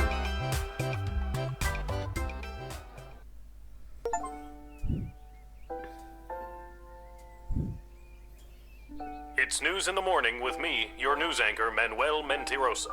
Breaking news. The chosen suitors for our beloved and newly available Princess Desdemona will be arriving today in the Sprawl. Be on the lookout for royal carriages, entourages, and attitudes. Breaking news.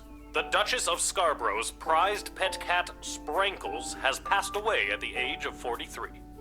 A representative from the Small Rodent and Budgie Coalition shared their condolences, then immediately scampered around without reserve. Breaking news. The Sprawl will be host to a Goblin Ball match today between our Sprawl Brawlers and the opposing Caladar Lightning at the Goblin Ball Arena. Breaking news. That was my last piece of breaking news.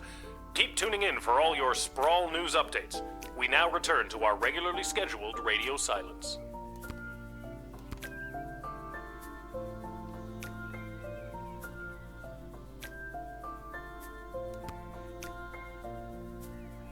Oh look, another note.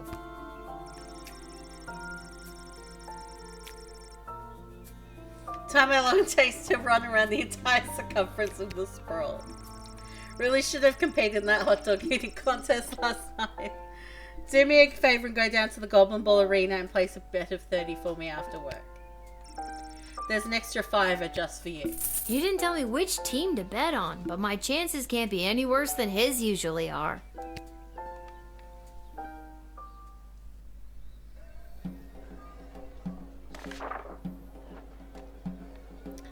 Okay, expect the arrival of the Crown Prince Phineas of Petrarch and Praetor Kargan of the Marvark Empire.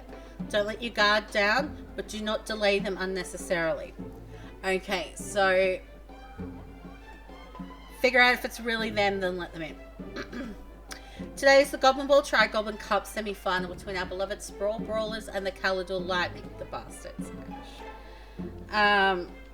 There's been a BS report by the Sprawl regarding a number of unusual transactions involving sports betting. A reminder to the guard force. City officials are forbidden to participate in grey market sports betting. The guards are hearing talk of increased smuggling. Be vigilant. Watch out for anything that could have a secret compartment. Trust no one. Deploy the tree spray if necessary. Okay.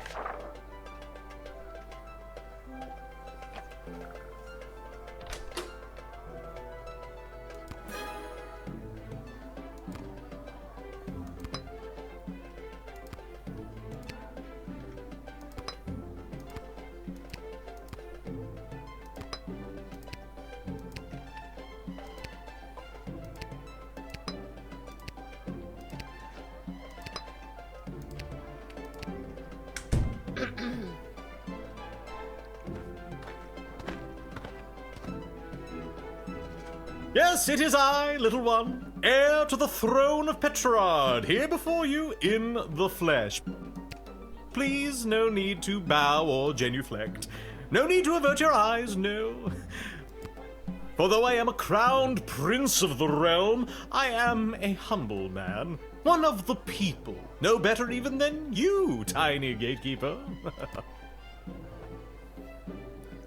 He looks like the photo. You'll be glad to know that the opening ceremonies of our newest royal sulfur mine were a complete success. Only 4 deaths, which is far fewer than the last. No matter, we look forward in Petrard. No sense crying over spilt... well, there it is. I'm glad things went well. Jeez, 4 dead? At an opening ceremony? Yes, tragic. Avoidable, but still tragic. Luckily, it wasn't anyone important. A few unskilled laborers and 1 server. Could have been much, much worse. Okay, I'm just gonna skip. I don't want to delay him any further. He does look like the photo.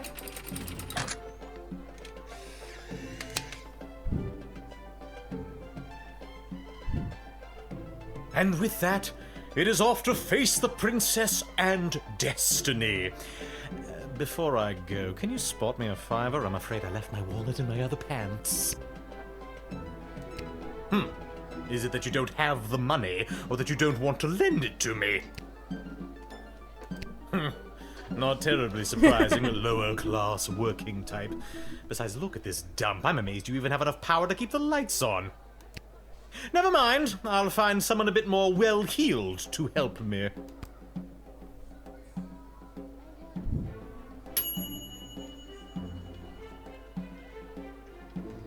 But you didn't spot him $5, which is alright. It's my money, I needs it. Good day. I traveled up here with the convoy what was bringing Prince Phineas to the Sprawl. I'm not staying long. Just need a place for tonight before I head back to Petrard. You've got a box. What's in the box?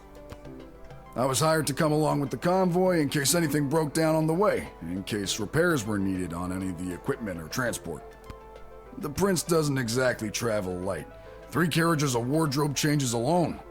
To be honest, I don't get to the Sprawl often. Too many mages around these parts for my liking. I'm sure they were glad to have you as a personal insurance policy. I don't know if I'd go that far. If they didn't absolutely need to hire someone to make sure the prince was here bright and early, they surely would not have. Wouldn't spend a penny on their dying aunt, the Pomp family.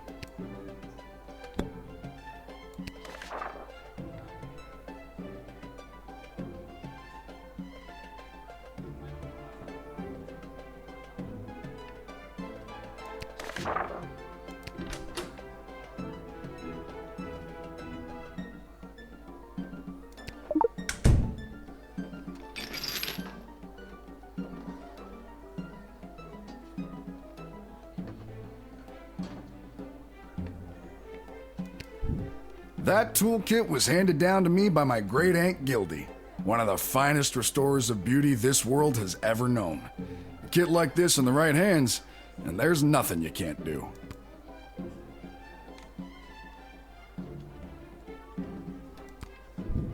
I think you'd know what to do with these better than I would. I appreciate it, especially coming from a fellow tool enthusiast. Tool enthusiast? You got your own awesome toolkit there, and I bet you love using it as much as I do mine. Tell you what, if there's anything you need fixing, I'd be happy to take a look for you. As a matter of fact, the jukebox at the Twisted Sisters Tavern has been on the fritz for ages now. Oddly enough, fixing fritzy jukeboxes is my specialty. I'll go there straight away, and you'll be boogieing before you can sing a chorus of Hey Nani Nani. I don't understand what any of that meant, but great. If I could have afforded to stay home, I would have. But they made me an offer I couldn't refuse, so to speak. Was it a threat? A horse's head in your bed? Nope, just a big heaping pile of money. The king and queen are desperate for the prince to secure the hand of Princess Desdemona. The future prosperity of Petrard depends on it. To be frank, the whole kingdom is flat broke. This is their only chance, to marry rich. I guess that explains the big deal everyone's making out of this whole let's marry the princess off thing. Shouldn't she have some kind of say in the matter? Now that is something seriously worth considering.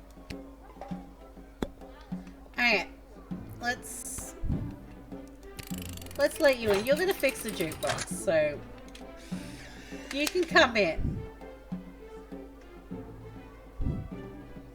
I thank you for this respite for the evening. I'm certainly glad I don't have to head all the way back to Petrard tonight. By the way, do you know of a good inn nearby? No better place than the Twisted Sisters Tavern. Not a classic beauty, but she'll get you where you need to go. My kind of establishment. I'll see you there.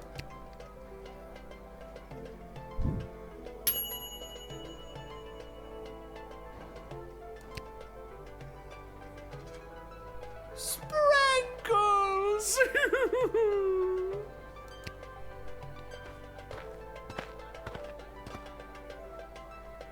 Oh, boo-hoo-hoo. Oh, Sprankles. Weep, weep, weep.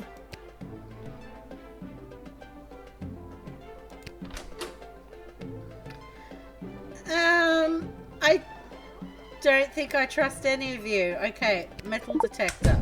Let's see.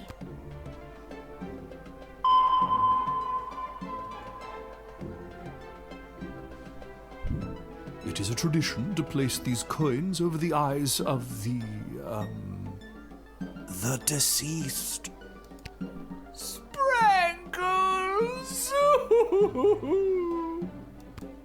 Oh, bugger. Legend tells that you are to tip the chauffeur to Cat Paradise 2 silver half-guilders. Of course, those went out of circulation over 70 years ago, so what the chauffeur does with them, I have no idea.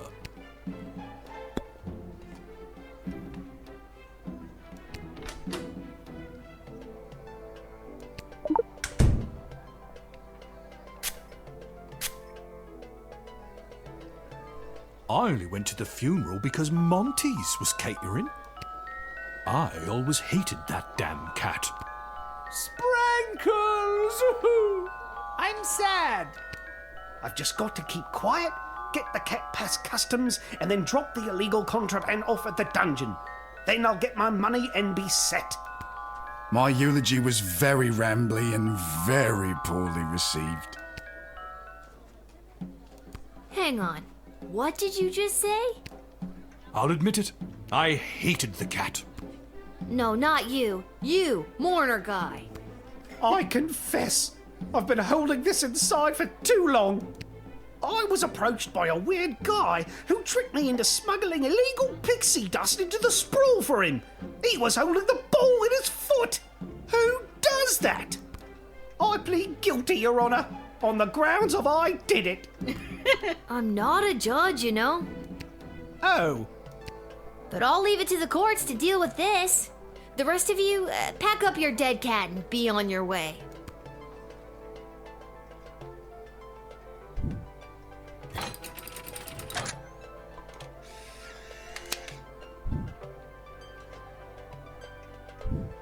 All right, have fun burying your cat. We shall. Sprankles will be so happy at St. Euphogenia's. I just know it. Thank you, my dear. Sprankles thanks you. Oh, good. And that's how you truth spray your way to success.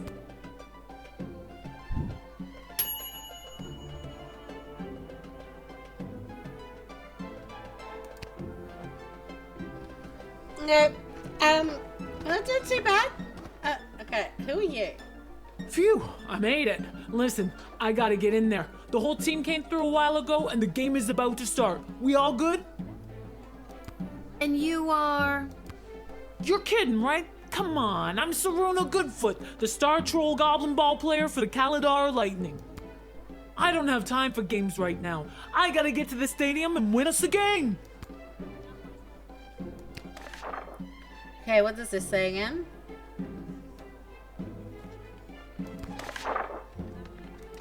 Might ring Ash to be.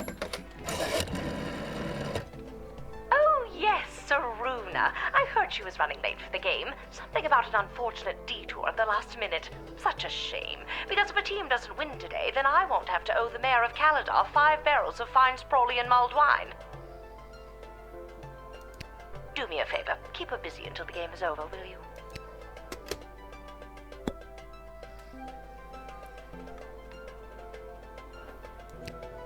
Come on, the big Goblin Ball game starts in 30 minutes. My stupid personal driver had to take a detour to get here.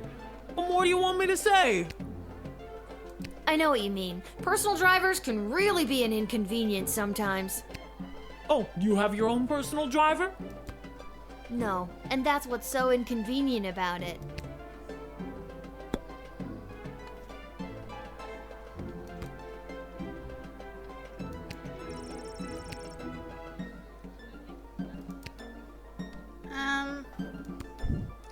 Yeah, you can go.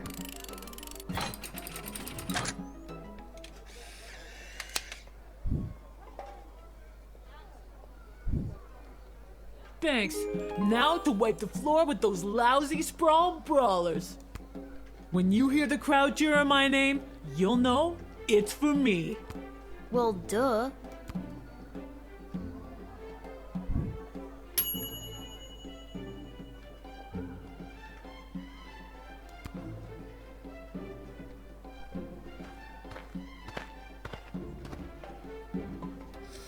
Greetings! I am Praetor Kargan of the Marvog Empire. I believe you met my envoy, the angry warrior with the head in the bag. She would have come by this gate to announce my arrival. I demand you let me pass immediately. Quapla. You're clearly faking it. Like, I'm gonna whip you.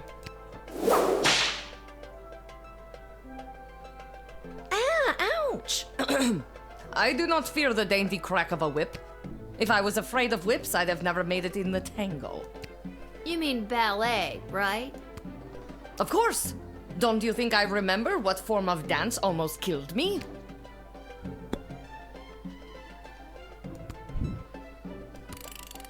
But I am the prattler!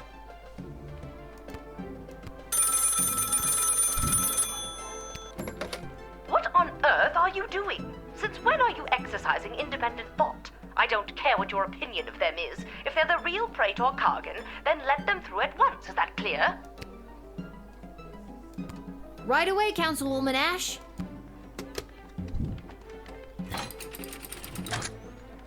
Well, she's not the real one, but... You're free to enter the sprawl, your praetorship. Thank you, child. But first I think I'll find your best hotel to stay in. To refresh and rejuvenate myself. Yes, I think that will be just the ticket.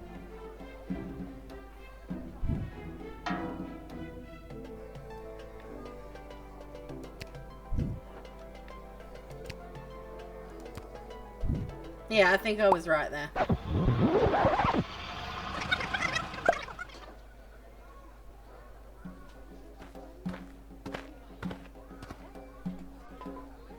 Greetings! She would have come by this gate to announce my arrival. Why do you pester me with questions? I am a very important royal figure and I must enter your city to meet your princess and marry her. Now let me be gone, child. Quack black! Just a few more routine procedures. You understand. Please hurry. I do not like to be kept waiting.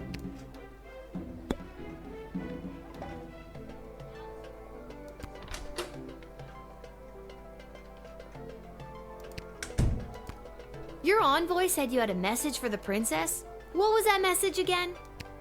My message?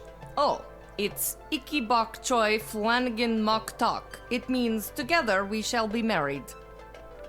And we're gonna break going. I'll be back, guys.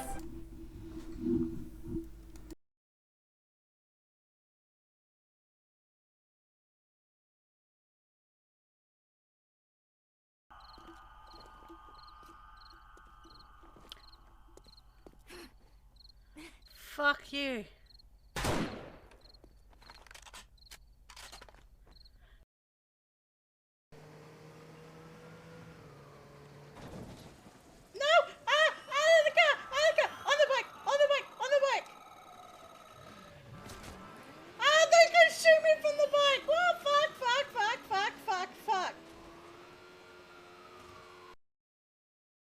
Geezer, you fucking little shit! Tell me what I've done before you yell at me. Geezer's my cat. So if I say Geezer, you little shit. I heard BJ for some reason. I said Geezer, you little shit. BJ, what the fuck did you do?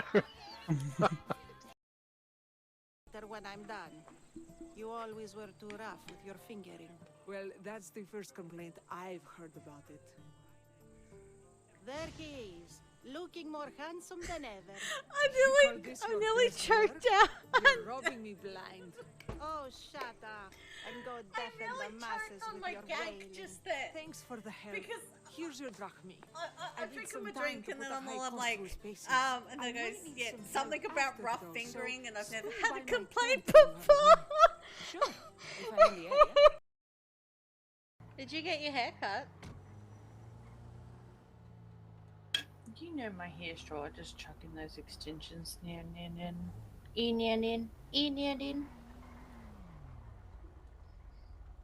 Yeah, so you took your extensions out on the cruise then? Well, why the fuck am I gonna walk around with these fucking extensions plugged in? Yeah, there was a couple sexy men, but everybody just wanted to talk about, like, their feelings and emotions and their past. I was so confused, Cassie. I didn't understand any of it.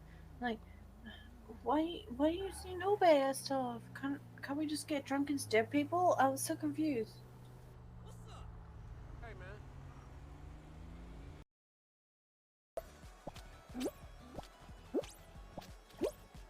Oh my god. Come on, you got this, Oh. I shouldn't have said you got this, I shouldn't have said it! No, she got it. I got it! She got it. The other guy dropped. Stop. The robbers? Us? I don't know. Bertel, let's get out of here. That seems way too dangerous. I don't...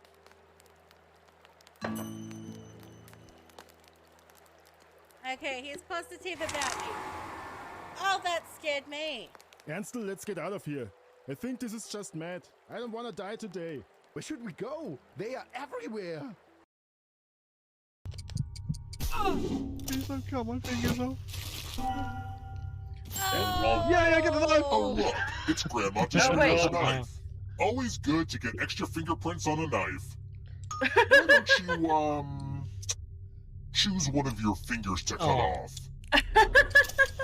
For real, though, choose a finger to cut off.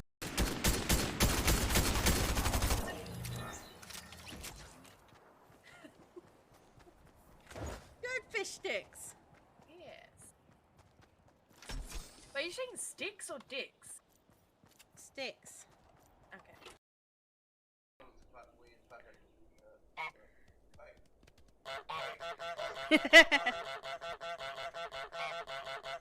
I will win this hunk war.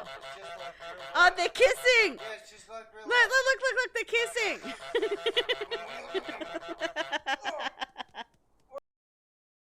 Now you go to the side, little dome. Being stifled and all that, huh? Little dome. Two knobs. You'd be surprised. You just have to learn to use what you have to make something great. Alright, we're back. That's beautiful. Thank you. Quaplorm. How long did it take you to learn a second language? Not that long. It wasn't hard to learn Marvalgian. I mean, this language we're currently speaking. Something about you isn't adding up here. I remember I have your picture. Maybe if I go and get it, I can... My picture? There is no need for that. I promise you I am the real Praetor Kargan, straight from Marvog, fresh out of the ballet. If you don't let me in, I'll be forced to send my scary envoy with all the knives after you. She and I got along great. Oh, okay then. If you don't let me in, you'll never see her again. Her or her head in a bag. Crab cakes! What good is a praetor's promise to a little girl like me? Fine. If you let me in, I'll give you candy. And now you're trying to bribe me. Not really the dignified behavior you'd expect from a praetor.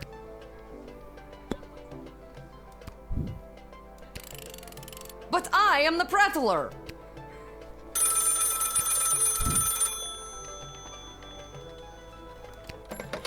What on earth are you doing? Since when are you exercising independent thought? I don't care what your opinion of them is. If they're the real Praetor Kargan, then let them through at once. Is that clear?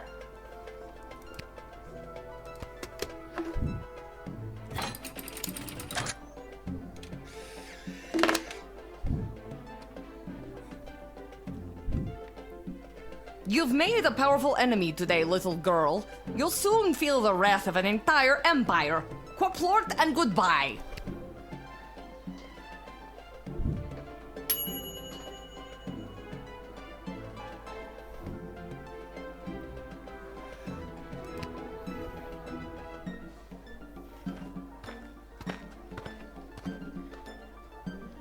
Little warrior, I am weary after a long journey, and I am not used to being made to wait in a lineup.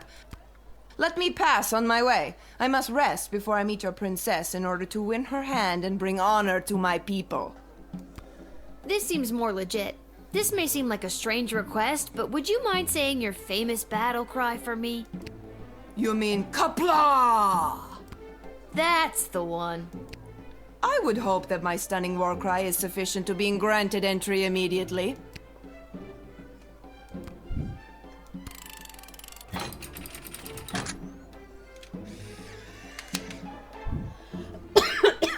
Like, that's definitely her.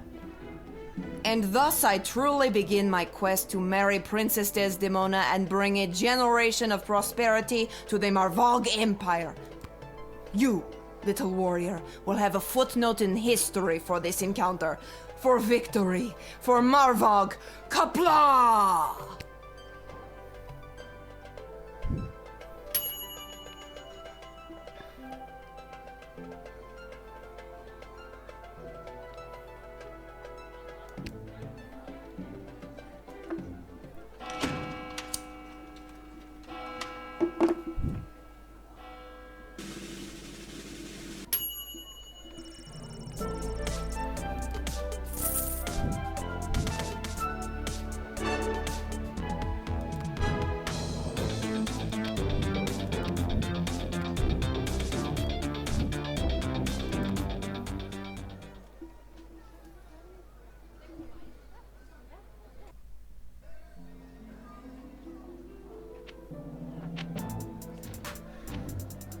He did want me to go past the Goblin Ball Stadium.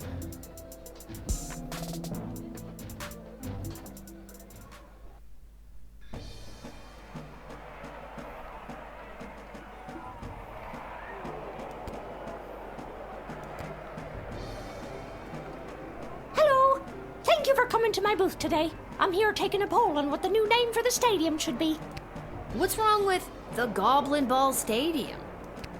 It's a little on the nose. The owners want a little more pizzazz in the title, and you don't get pizzazz without taking polls, or poll-zazz as I call it. Care to give your opinion? Actually, I've really got to be... Great. What one word would you use to describe Goblin Ball? Perfect. And the stadium, you would say it's,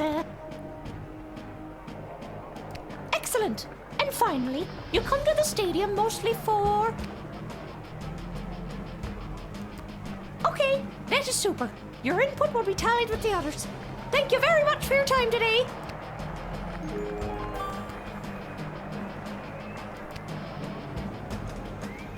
Concessions, come and get them. We got it all. T-shirts, hats, food, drink, illegal gambling, commemorative foam fingers. You there. What can I get for you today? Did you say illegal gambling? I sure did. You interested? I'm 12. Hey, it's illegal anyways. What's the difference? You want to bet on who's going to win the big game? I can't be any worse at this than my dad, so sure, why not? Here are the teams at play, kiddo. Which one do you want to hear about? They're not the best team in the game, but they got a real ringer playing for them. Saruna Goodfoot. Boy, when she gets going, you can't stop her. You sure you want to bet on them? How much you looking to gamble?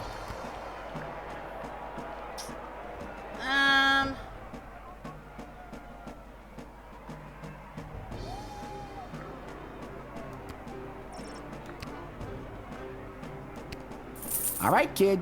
Your bet is in. Good luck.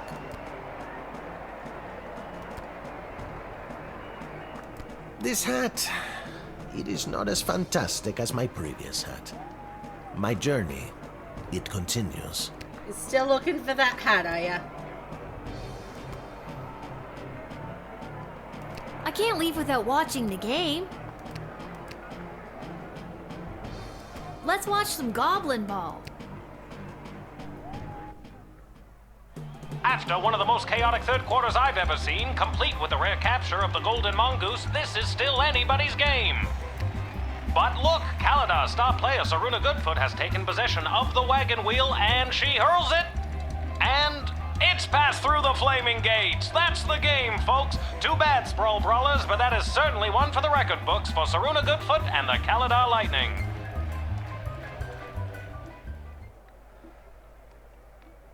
Lucky guess, kid. Come back next time for all your illegal gambling needs. Just ask for Fredo.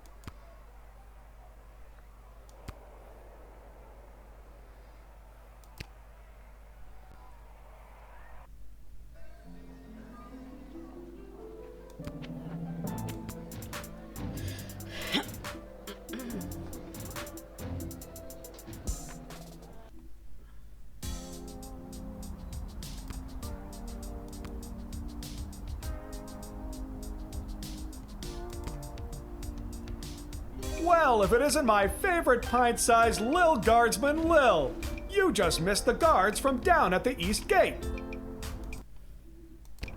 They almost cleaned me out, but I promise I saved a few goodies just in case you happened by. Gee, thanks. Take a look. Okay.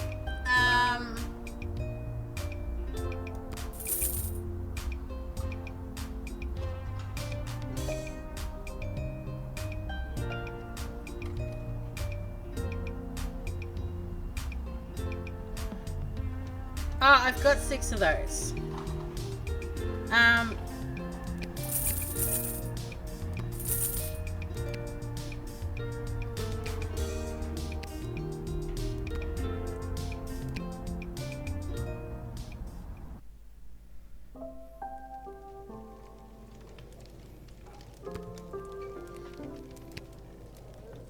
Poor thing. I bet you were the life of the party once.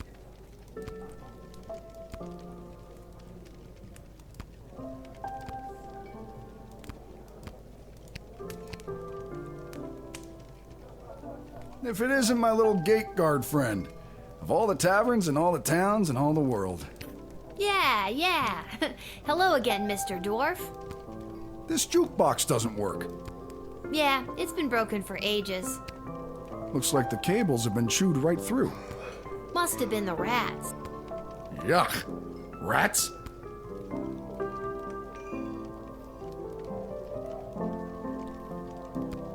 I mean, natural erosion.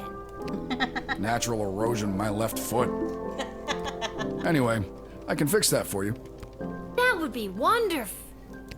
For a price. Crap. Okay, how much are we talking about here? 15 gold should do it. Oh well, no sweat.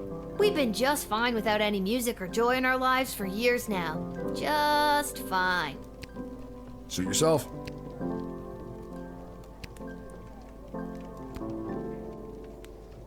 I did it. I quit my job as lackey to that awful man. And when I mentioned it to someone at the bus stop, they gave me a sock. And I have no idea why. Just one sock, not even the pair. What am I supposed to do with one sock? Oh, I made a terrible mistake.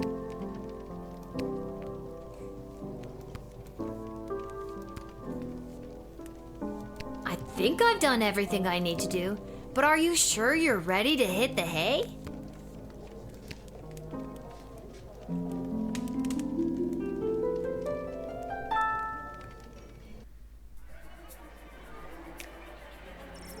Upon entering the scroll, Prince Phineas presented himself at court to the princess.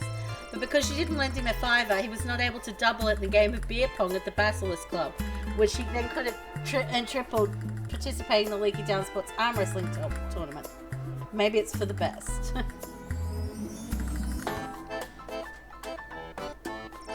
The Dwarven Tinkerer left his interaction with Lil the Guardsman with a spring in his step. The connection he made in a time of increasing intolerance towards non-humans made him think that perhaps rumours of bigotry in the sprawl had been greatly exaggerated. Unfortunately, just before heading up to bed in his room at the inn, he took the night air and chanced upon a group of young men leaving the social club for the Sons of Nobles clubhouse. They were able to overpower him and stuff him into a garbage can. He was found the next morning without his recently discovered faith in humanity. The Duchess of Scarborough, her valet, and their entourage made it to St. Euphigenia's just in time for the solemn event of Sprinkle's funeral. There was not a dry eye in the house, nor a dry crotch when it came to the cats in attendance, who commemorated the evening by cleaning themselves through the Duchess's moving eulogy.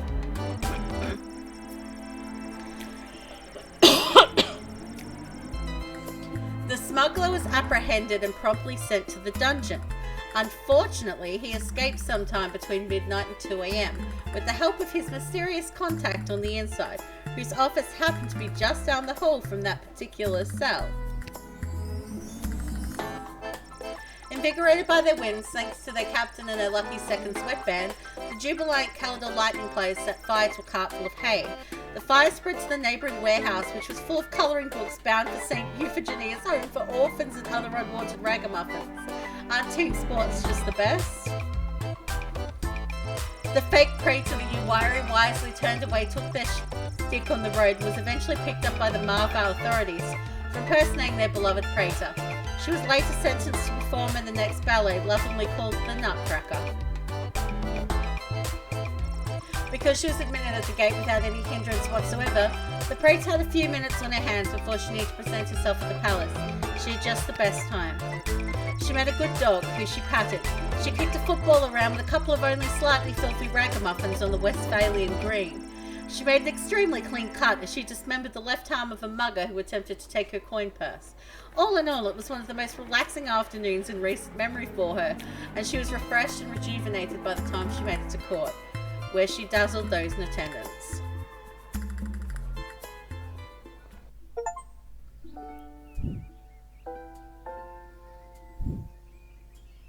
For all your hard-hitting, high-octane extreme sports highlights and recaps, you're listening to the #1 sports station in the sprawl. Now here's Gabbin' 'Bout Goblin Ball with your hosts Rhonda and Peg.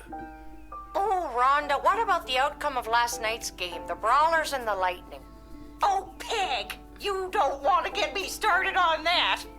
But I do. First, the big news. They finally decided on the new name for the Goblin Ball Stadium. After months of in-person and in-creature polling, the most popular name as voted by the Sprawl appears to be the Boring Coliseum for Overpriced Food. I like it. I hate it. We're split down the middle. Let us know what you think by calling the station at 555-21. We interrupt this broadcast to bring you an urgent announcement. It has just been reported that Princess Desdemona, the sole heir of late King Oswin and sovereign successor to the throne, has been reported missing early this morning. In the wake of her mysterious disappearance, the Guard Corps and City Council are scrambling to maintain order over the city. All other radio programs have been canceled until further notice. I'm Manuel Mentiroso, waiting quietly by the microphone for any new information.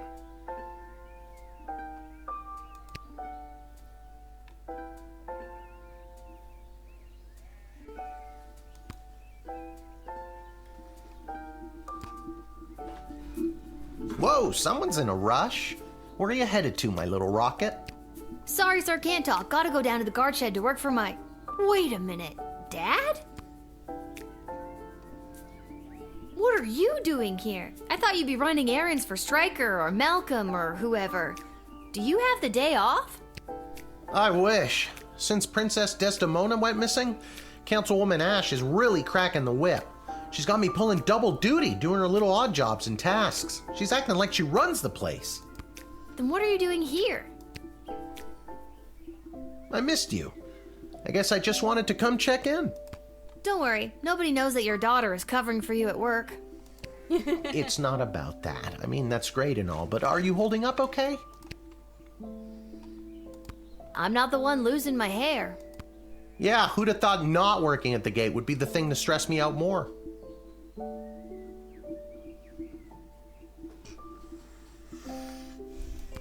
Dad, if you didn't end up working at the gate because your dad did, and his dad did, and his dad did, what would you have wanted to be? You know, nobody's ever asked me that before. Well, nobody since your mother. What did you tell her you wanted to be? A father. You're just saying all this because the princess is missing and you're feeling all sentimental. All right, I'll stop. I'm just happy to see you're here. Not for long. I'm due down at the shed. And I'm off to take down any goblin-friendly signage and pro-non-human literature across the sprawl. Not sure why, but then again, mine is not to ask, just to do as I'm told. We are so alike in so many ways. So long. See you at the tavern if I get off in time. See you, Dad. No.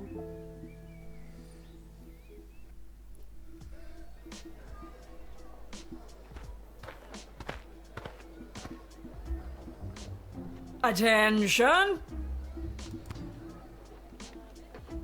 Oh God, is this it? Did I pull a real Randy and mess up so badly you had to come down here yourself and fire me? Soldier, it's nothing like that. You did not pull a Randy. I'm here to personally approve the upgrade of the Wicked 3000. With the princess missing and between you and me, the council's increased paranoia, the jail lever has been reinstated. You can get back in your chair now. Another lever means more work for me. Does that mean I get a pay raise? That's hilarious. Seriously funny stuff. No, but now instead of determining who should enter or be denied from the sprawl, you also must correctly identify criminal threats and jail them. Any questions? How will I figure out who to deny and who to jail? Let's use a real-life example. Someone you've seen already. This criminal is best known for burning down orphanages full of sleeping children. What do you do?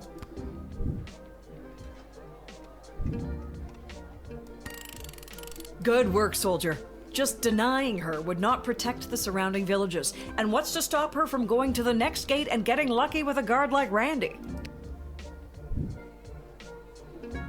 That's all I have to say about that. Any further questions? Well, I've got you. Tell me a bit more about yourself.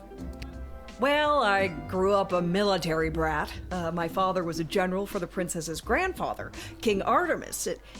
Wait, why am I telling you this? You received your briefing, now do your duty. And just when I thought we were bonding. Due to the sudden and unexplained absence of the princess, visitors should be thoroughly vetted and questioned. And don't be afraid to use that delicious new jail lever. The city's morale is at an all-time low today. Anyone from the entertainment sector should be bumped to the front of the line. We are instituting a severe cutback of non-human entrance to the sprawl. Second-hand intelligence suggests that a goblin was behind the princess's disappearance. Therefore, we are issuing a blanket no goblins allowed policy this week. In fact, I'll pay you 12 gold for every goblin I see in the dungeon by the end of your shift. Be on the lookout for would-be heroes and vigilantes willing to offer their assistance in search and rescue efforts for the princess. The High Council of the Sprawl have their own plan to ensure the princess's safe return. This princess thing, people are going nuts. Have you heard that crazy no goblins allowed policy? Let's dial that back to a more comfortable one goblin allowed. At the very least, it'll bug Councilwoman Ash, okay?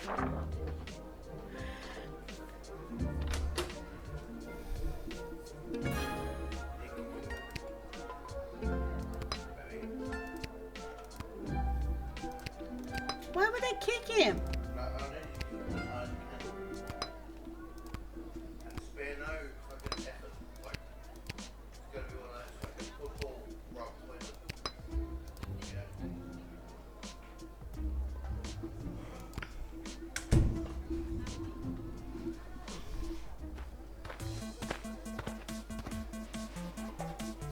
Hello there, my name is Buttface. I am a farmer from Fireball Canyon, a quaint little town just on the other side of the sprawl. I am coming into town today to sell produce I have grown with my own 2 hands from land that was left to me by my great goblin uncle in his will. His dying wish was that I restore the family farm to its former glory. At least, I think that is what it says. He did not have the best handwriting. Sorry. Did you say your name was Budface? Yes, I did. It is certainly not what I would have chosen to fill 8 characters. I would have liked Spencer 1 or even Quincy Hart. But you cannot choose your own name, am I right? Hey, I think Malcolm might get a kick out of this, so...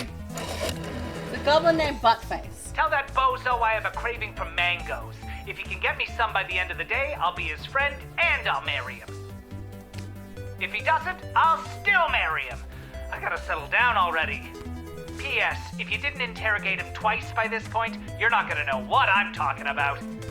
You're so weird. Gotta expand and sell my produce in new markets. The old farm has not been doing too well as of late. I am afraid I have put my priorities into other areas like foraging and fishing. I am quite horrible at growing vegetables, but I am your goblin if you need someone to gather pine cones. There's no way you could be a disappointment to your great goblin uncle. Not with a name like Buttface. Sadly, he never knew my name. He died before it was inputted by an unknowable entity. But just look at this rice I grew.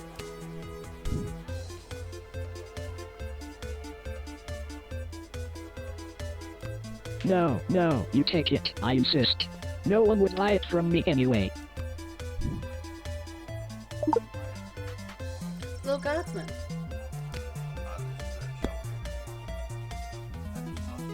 Yeah, it's like Papers, Please.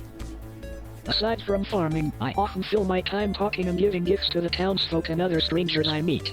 Like I did with you on the bag of rice. This helps me gain favor and friendships, with the eventual goal of falling in love and getting married. I have not been successful at it yet. I do not think anyone likes the gifts I have given them. I don't think you're gonna find a bride by giving out lame bags of rice. Would you prefer a pine cone? No.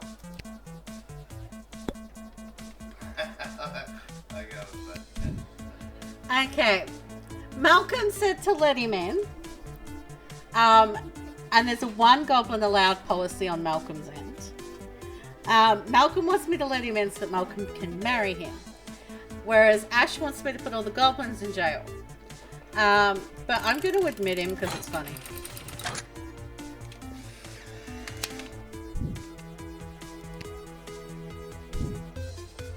Listen, I'm under strict rules not to let any goblins in today, but I think you're harmless enough. You may pass. Well, thank you kindly. I will be on my way now. If I happen to stop by this way again, I will be sure to bring you some more crops from my farm. Free of charge. Well, no charge of money anyway. It might cost you a day or 2. Everyone who eats my produce gets violently ill. That sounds horrible. It is. So long.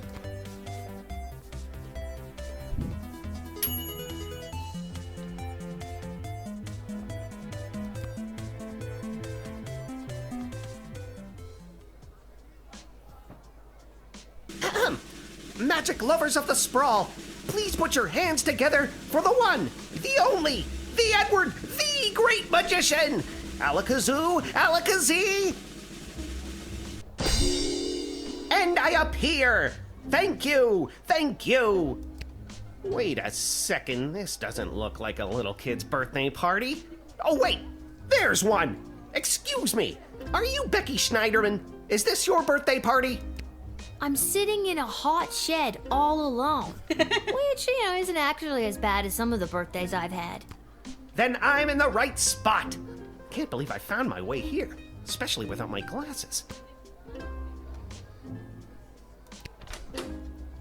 Hey, let me have a look at Ooh, that a code. decoder ring. Nice, but I don't have anything to decode.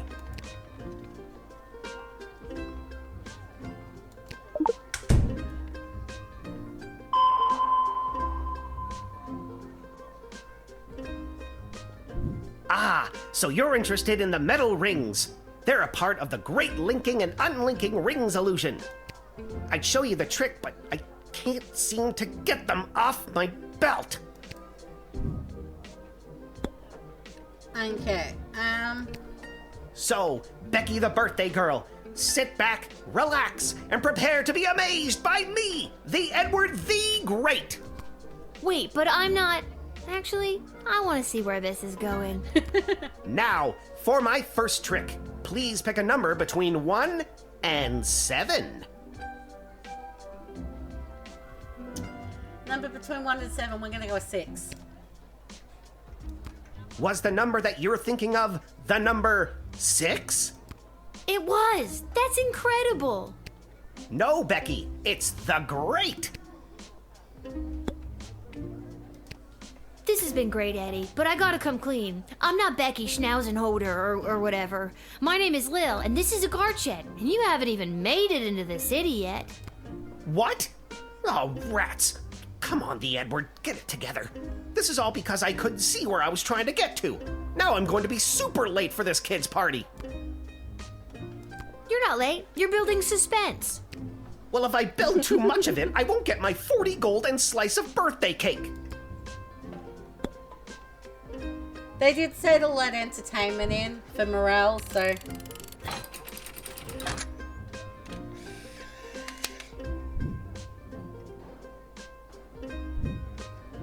Ever since I pulled a bouquet of flowers from my parents' garden shop out of my sleeve, I knew I wanted to be a magician, and you're making this dream come true for me. Now, I just need to figure out how to get there without being able to read the street signs. Alakazoo, Alakazee, I'm going to be very late.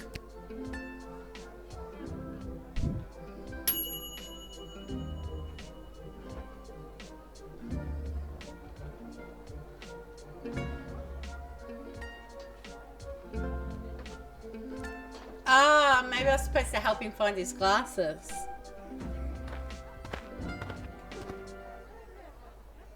Hello! Hi. Hello! We would like to enter. I would like to enter the sprawl, please.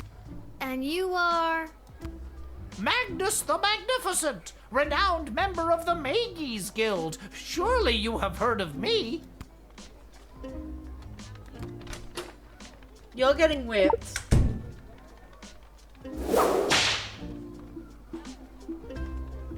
Ow! Oh no! Oh no!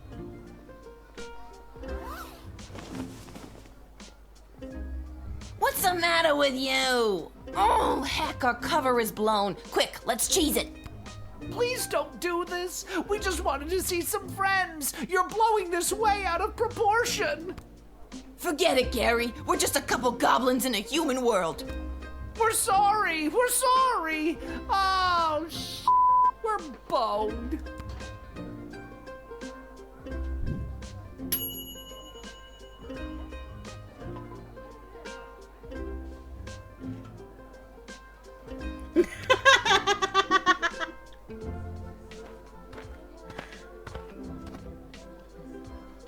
Salutations to you, little sister of this big, beautiful world. My journeys across this land have brought me here to your doors. What a sweet fortune have in store for me today? That I do not know, but it's a hell of a ride, let me tell you. Where have you journeyed here from? You really want to know? Oh, I've been around for a spell, always on the move. From the mountains north of Petrad, the great desert in the south of Marvog, along the crystal shores of Lake Inez, past the dread Castle Caladar and the quaint farmlands of Fireball Canyon. I've wandered through all of these many, many times, but for my money, there's no place like the sprawl. People everywhere you look leading their busy lives.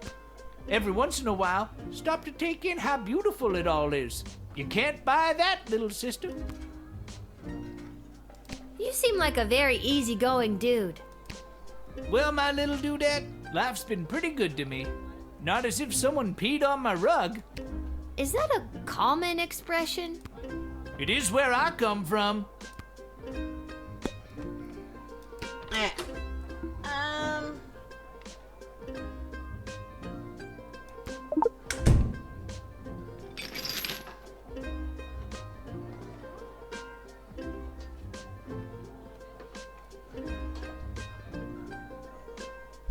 I call this particular blend Peace Blossom, bringing joy and mirth wherever she goes. Smuggling medicinal, weed. of course.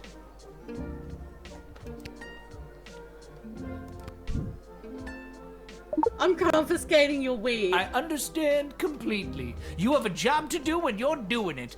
I hope you let that peace blossom spread and blow its beautiful bounty across the sprawl. I'm just gonna put it in this contraband box here. Yeah, man, that's cool too.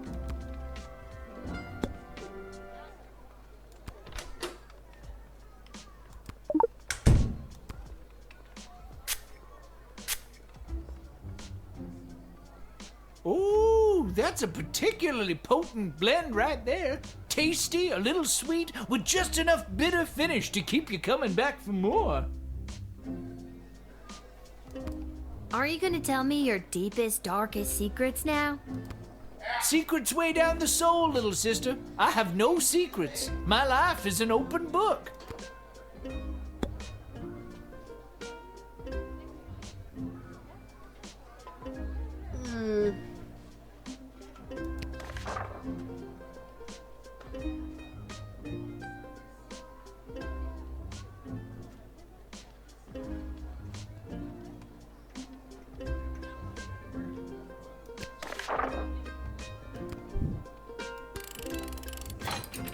Let's let him in.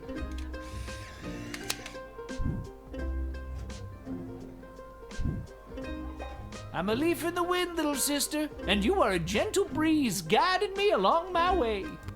And there it is. I've reached my limit with you. Right you are. Hasta la vista, baby.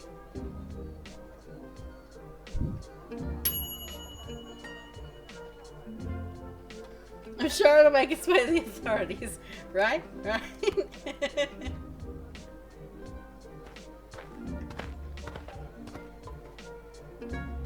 Lil, you've got to close down the shed for the day and come with me immediately. By now you've heard that Princess Desdemona has disappeared, right? Good. Any other week the royal advisors might have given her a day or two before sounding the alarm. But with the mucky mucks from Petrard and Marvog in town, we have to get her back before things around here get any worse. I hope nothing bad happened to her, but what does any of this have to do with me? I asked my boss the same thing. In fact, I said, why the hell would they need that piece of... You know, that's not important now. Do what you have to do to close up shop here, and then you're coming downtown to the city council chambers with me.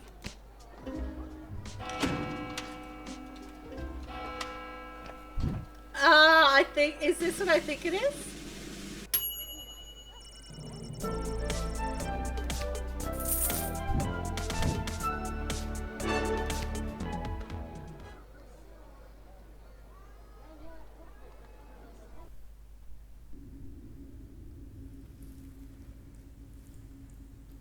Hello?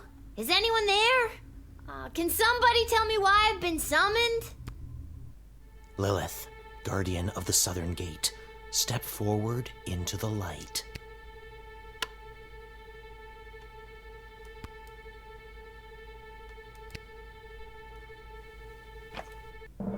What is this? Who are you? Can somebody please tell me what exactly is going on here? Lil, you have been chosen. To play the hit game that's sweeping the sprawl. That's right, it's time for... So You Think You Can Save a Princess! What the hell is going on? That's right, Lil. Today you're getting the chance to send one of these lucky adventurers on the escapade of a lifetime to search for and rescue your beloved Princess Desdemona. I didn't ask to do this. And let's find out who those lucky adventurers are. Adventurer number 1 is a hard-headed, go-getting warrior from the desert plains of the alluring Marvog Empire. Please welcome Neil Warkiller. adventurer number 2 is a nomad by nature, mage by profession, who likes the rain and getting caught in a pina colada. It's Articulous Flame Hands. And finally, adventurer number 3.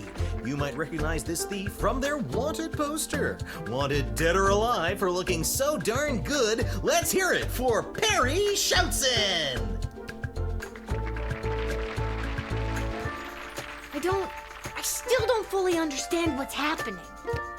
And no heroic voyager would be complete without a shadowy figure pulling the strings from the darkness.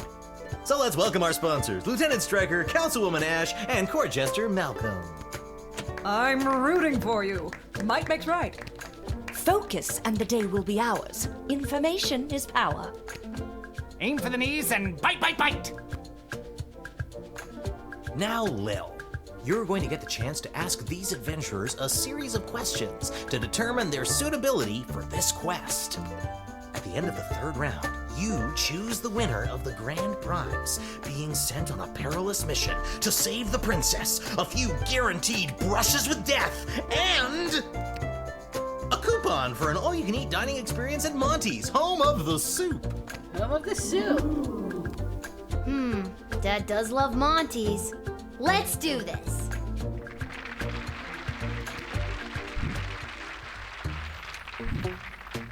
All right, Lil, what would you like to ask our trio of intrepid would-be heroes?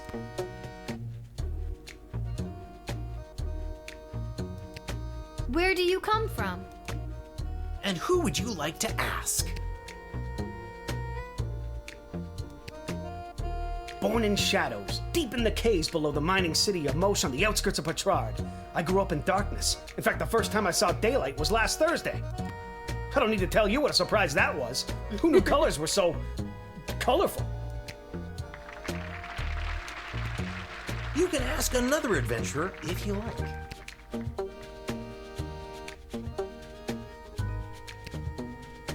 My origins are rather humble. My father was a chamberlain in the court of the dread King Vlad Invictus of Caladar, and my mother owned an exotic pet shop in the Duchy of Scarborough.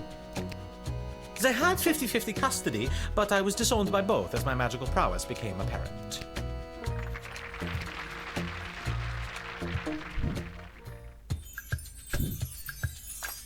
And your second question is?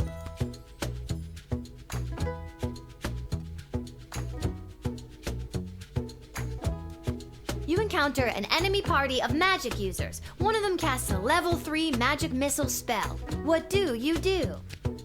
And who's that one for?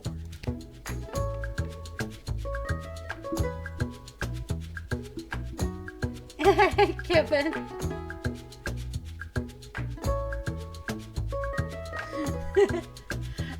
He would have been all, no sleeping, Dad. It's time to play. No sleeping. Okay, let's ask Neil. Magic users. They fill me with rage. And in that berserking rage, I can shrug off any kind of missile they may throw my way. I rip out the throat of the first, so the coward cannot warn their coward friends. Before the rest know what has hit them, I have. I pile the bodies of the dead fools high in the air and burn them as a warning to all others who would dare get in my way. You can ask another adventurer if you like. If you think a bunch of pointy hats are getting the jump on me, you've got another thing coming. Mommy put them on the bed to wake you up. Well, I'd say Mummy's mean, not baby. But okay, let's suppose some Penn and Teller wannabes do get me in their sights. Just watch these dodge skills. I'm over here now. And now I'm here. And now I'm back where I started. Blink of an eye. I'm like Nightcrawler over here. That answer unearthed the full extent of your incompetence. I was ready to wow the child with mine. Let's stick to the format, folks. There's a rich tradition we're preserving here. Please, wait your turn. A warrior does not wait his or her turn. He or she acts. All right, Neil, calm down now. gaslighting me and the berserker spirits of my ancestors, Mike Melroy. Uh-oh, looks like the warrior has entered the heightened state of berserker mode. Lil, which contestant do you think will be able to get us out of this dilly of a pickle? It's gonna be the mage. Neil, keep it together for just a few more seconds. Neil, what's your favorite animal? Neil, look at this little fella. I feel the blood rage calming. I can't murder everyone present in front of something so small and perfect. I am calm. Whew. I'm glad you didn't pick anything larger than a bread box. I'm not licensed for that. Due to that unscheduled outburst, we are a little tight for time. Lil, do we squeeze in one more round, or are you feeling ready to choose? One more round. I think I got one more round in me.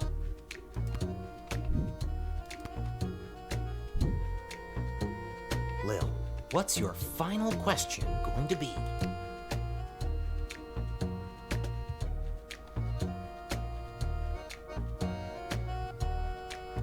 What are your plans after you rescue the princess? And you're asking? I want to know what Neil says. For a warrior such as myself, there is no after. We live and die in the moment with no thought of what is to come. Retirement plans are for suckers.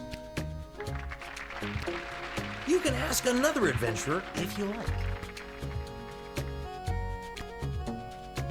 This rescue will be incredibly high profile, and I hope to use it as a springboard to a placement on the High Council of the Mages Guild. From there, the sky's the limits. Well, 2 4-year terms followed by a lifetime pension is the limit, but still, not too shabby.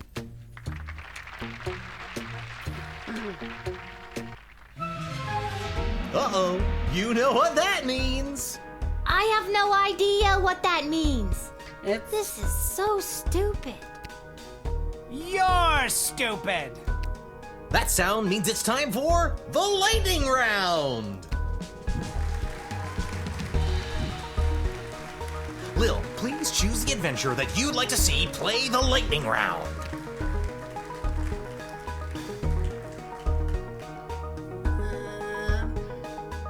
This was in the demo, so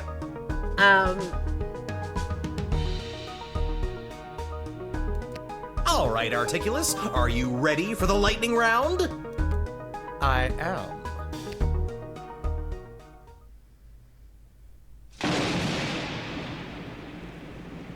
Most impressive. I felt that a little.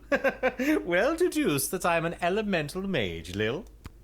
Yep, that wasn't a random lucky guess at all.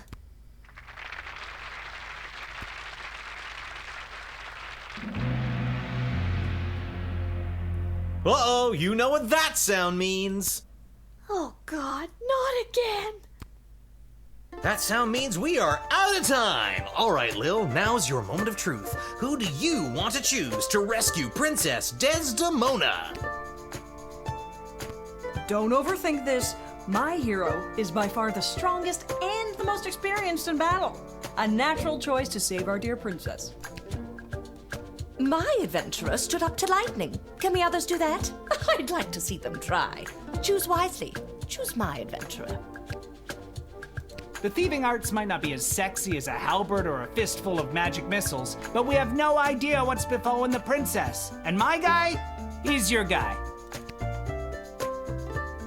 I'm going with Neil because I wanted to go Neil in the demo, but he exploded. Because I chose him for the lightning round, and it didn't end up the same way. So,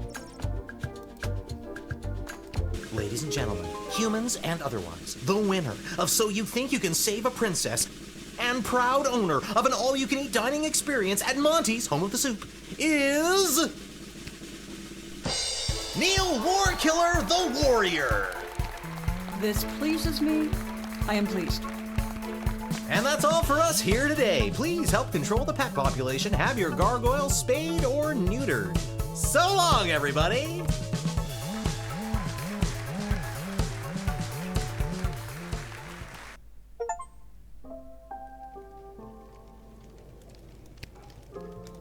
And then I had to choose who the heck was gonna rescue Princess Desdemona. It was the craziest thing. And don't even get me started on the lightning round. You have the most vivid imagination, Lil. Why doesn't anybody believe me about these things?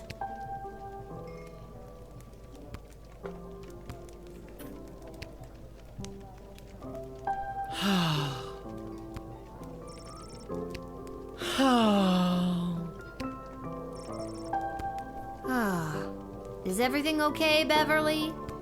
No, Lil. No, everything is not okay, Beverly. My dear true love, Princess Desdemona. Just to recap, this is the dear true love that you've never met, but one time you both happened to be at the Goblin Ball Stadium? You phrased that so beautifully. Yes, that same she. What about her, Bev? When I'd heard she'd vanished, I tried to get on So You Think You Can Save a Princess, but none of the advisors wanted me as their champion. Beverly, you're a janitor at the Goblin Ball Stadium. Maybe you're right. Maybe a guy like me can't be the hero in my own life story. Mom always said I lacked that main character energy. Tell me what to do, Lil. Should I return to my job or go off to rescue my darling love? What the hell? I say, go for it, Beverly. Risk it for the biscuit. What biscuit? It's a metaphorical biscuit. In this case, the biscuit is the princess. And you think I should risk what exactly? Risk your life, Beverly. Without Princess Desdemona, my life has no meaning anyway. That's so sad. Aye, indeed. And thus I will be off to find my destiny. Thank you, Lil, for everything. Don't mention it.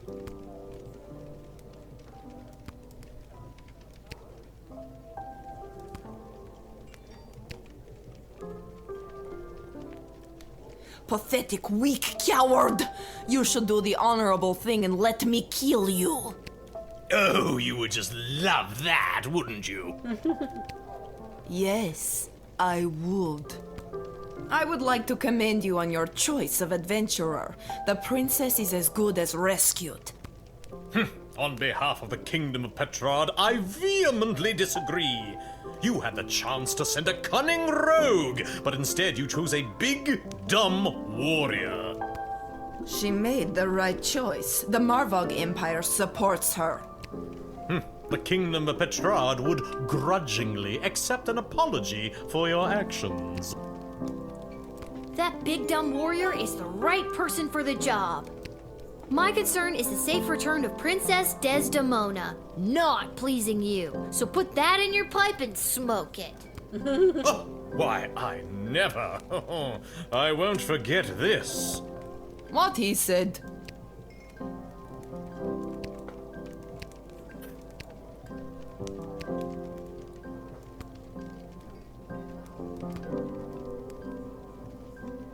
Salutations to you, little sister of this big, beautiful world.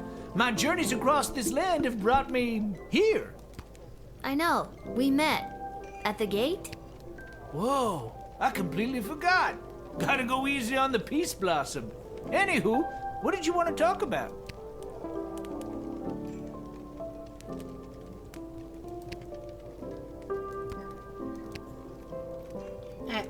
I'm gonna buy some things and then we'll head to bed.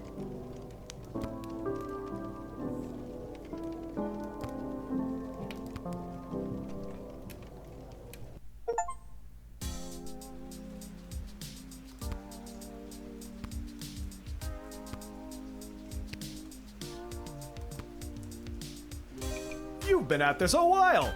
You should have enough cash by now to power up your arsenal. Take a look. Hey, would you like some weed?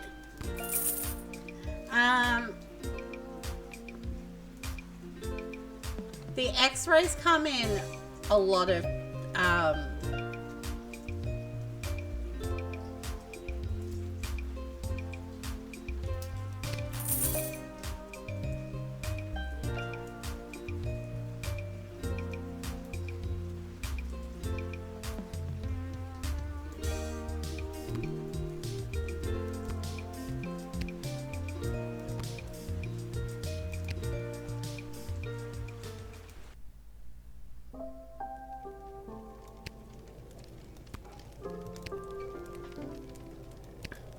Okay.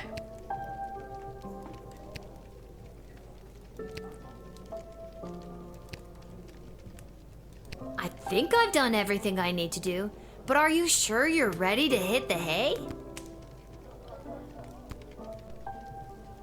Yeah, considering the ouch in my... Okay. Having discovered the hidden message, Great Uncle Jerry's will, Buttface ditched his cart of wilted produce and set out to pursue his dream. With the money he made off the sale of his farm, he bought an old castle in a snowy little village in the mountains. There, he set up his chocolate shop. After months of painstakingly collecting ingredients and mastering intricate recipes, he unfortunately discovered that the castle he purchased was extremely haunted. Nobody in town believed his pleas for help dealing with spirits and phantoms. In fact, the town doctor had him declared insane and carted him off to the sanitarium, which, as it happened, was located in a different haunted castle. The children of that snowy little town still tell the tale of the goblin in the castle who smells of rolled mungo radishes. Thus ends Buttface's tale. The Edward the Great eventually arrived at Becky Snyderman's birthday celebration. He hit the ground running with his tried and tested routine. He opened with pick a card, moved into is that your handkerchief, and ended strong with the classic how many eggs do you have in your pocket trip. Unfortunately, none of those impressed any of the preteen partygoers. After his performance, the Edward enjoyed a piece of vanilla cake and awkwardly waited for Mr. Schneiderman to settle his payment. With the check in his pocket, the Edward went straight to his parents' garden shop.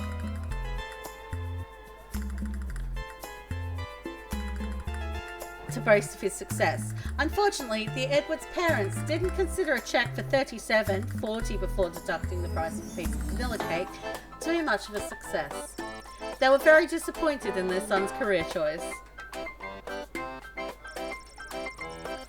Denied entry, Magnus the Magnificent went in search of another castle gate to gain entry so he could still attend the reading of the incantation of the lunar implications for plant magic in Sir Bartholomew Ingelbrock's third treatise.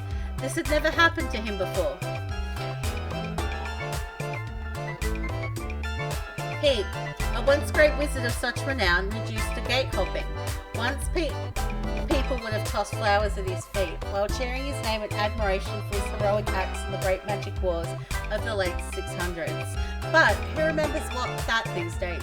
Now he's just some old wizard, which bothered him. That and the fact that Magnus the Magnificent was just a fictional character created by two goblins named Gary and Julian, pulling the old two goblins in a trench coat grift to enter the sprawl, to attend a secret rally for the underground rebellion group known as the Goblin Liberation Army.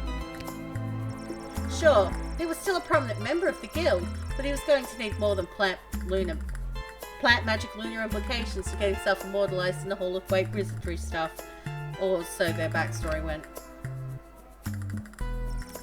After stopping in at the Twisted Sister for a glass of his triple of choice, Echo proceeded to head down to Pinhead's, the local bowling club in the sprawl, where his team was playing for league night. Regrettably, without the calming effects of his particularly potent peace blossom, he was an absolute wreck, and his team not only lost their match, but were disqualified from the league when Echo's bowling partner pulled out a blunderbuss during the game. That's a bummer, dude. After winning So You Think You Can Save a Princess, Neil Warkiller ran in a berserk state of rage in a direction he hoped the princess was in. After a day and a half of ceaseless frenzied running, Neil arrived at the bandits' castle, where they were holding fair Princess Desdemona captive. They were no match for the enraged warrior and were mercifully slain.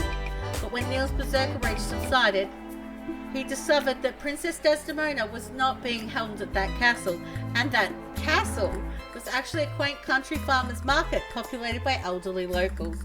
Oh well, maybe a princess is in another farmer's market. On his way out of the studio, Articulous Flamehounds got a static shock from the door handle. Then he got one from touching a coin, and another big one when he bumped into an empty suit of armour. This phenomenon lasted an entire week, during which time he found it impossible to eat with metal cutlery or drink from his favourite beer stein. He lost 3 pounds.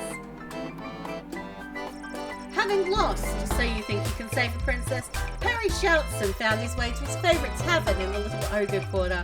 After one too many delicious margaritas, Perry got sloppy trying to pickpocket the bartender and was lifted off the ground by the bouncer. Mistaking some bass notes for one of his patented smoke bombs, the inebriated thief dramatically threw down a handful of mixed nuts, then ran headfirst into a pillar. Everyone in the bar laughed at him, and Perry could have died from embarrassment if he hadn't already died from severe punch force trauma to the head.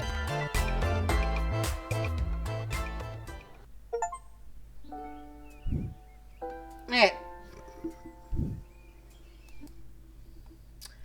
I'm gonna call it here. I'm a bit sore and yeah, not feeling great at the moment. So let me see who we've got.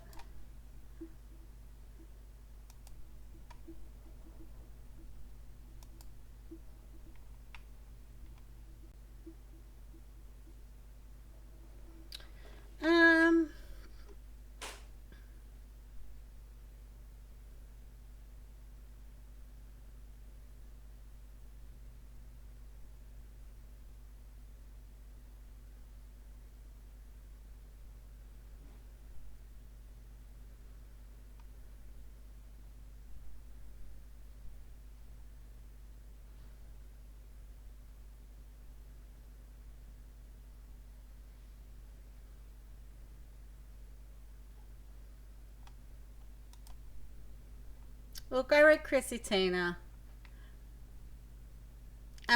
She's doing some Resident Evil things.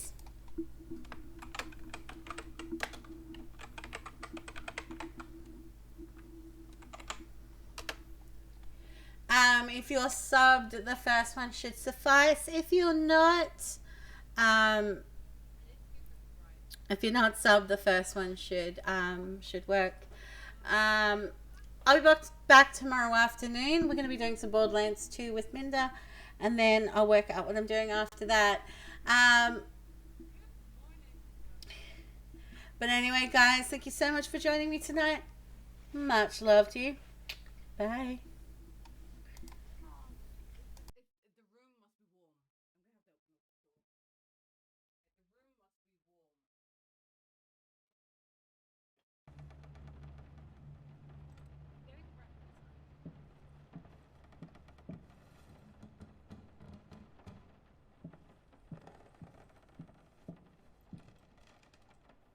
Stop.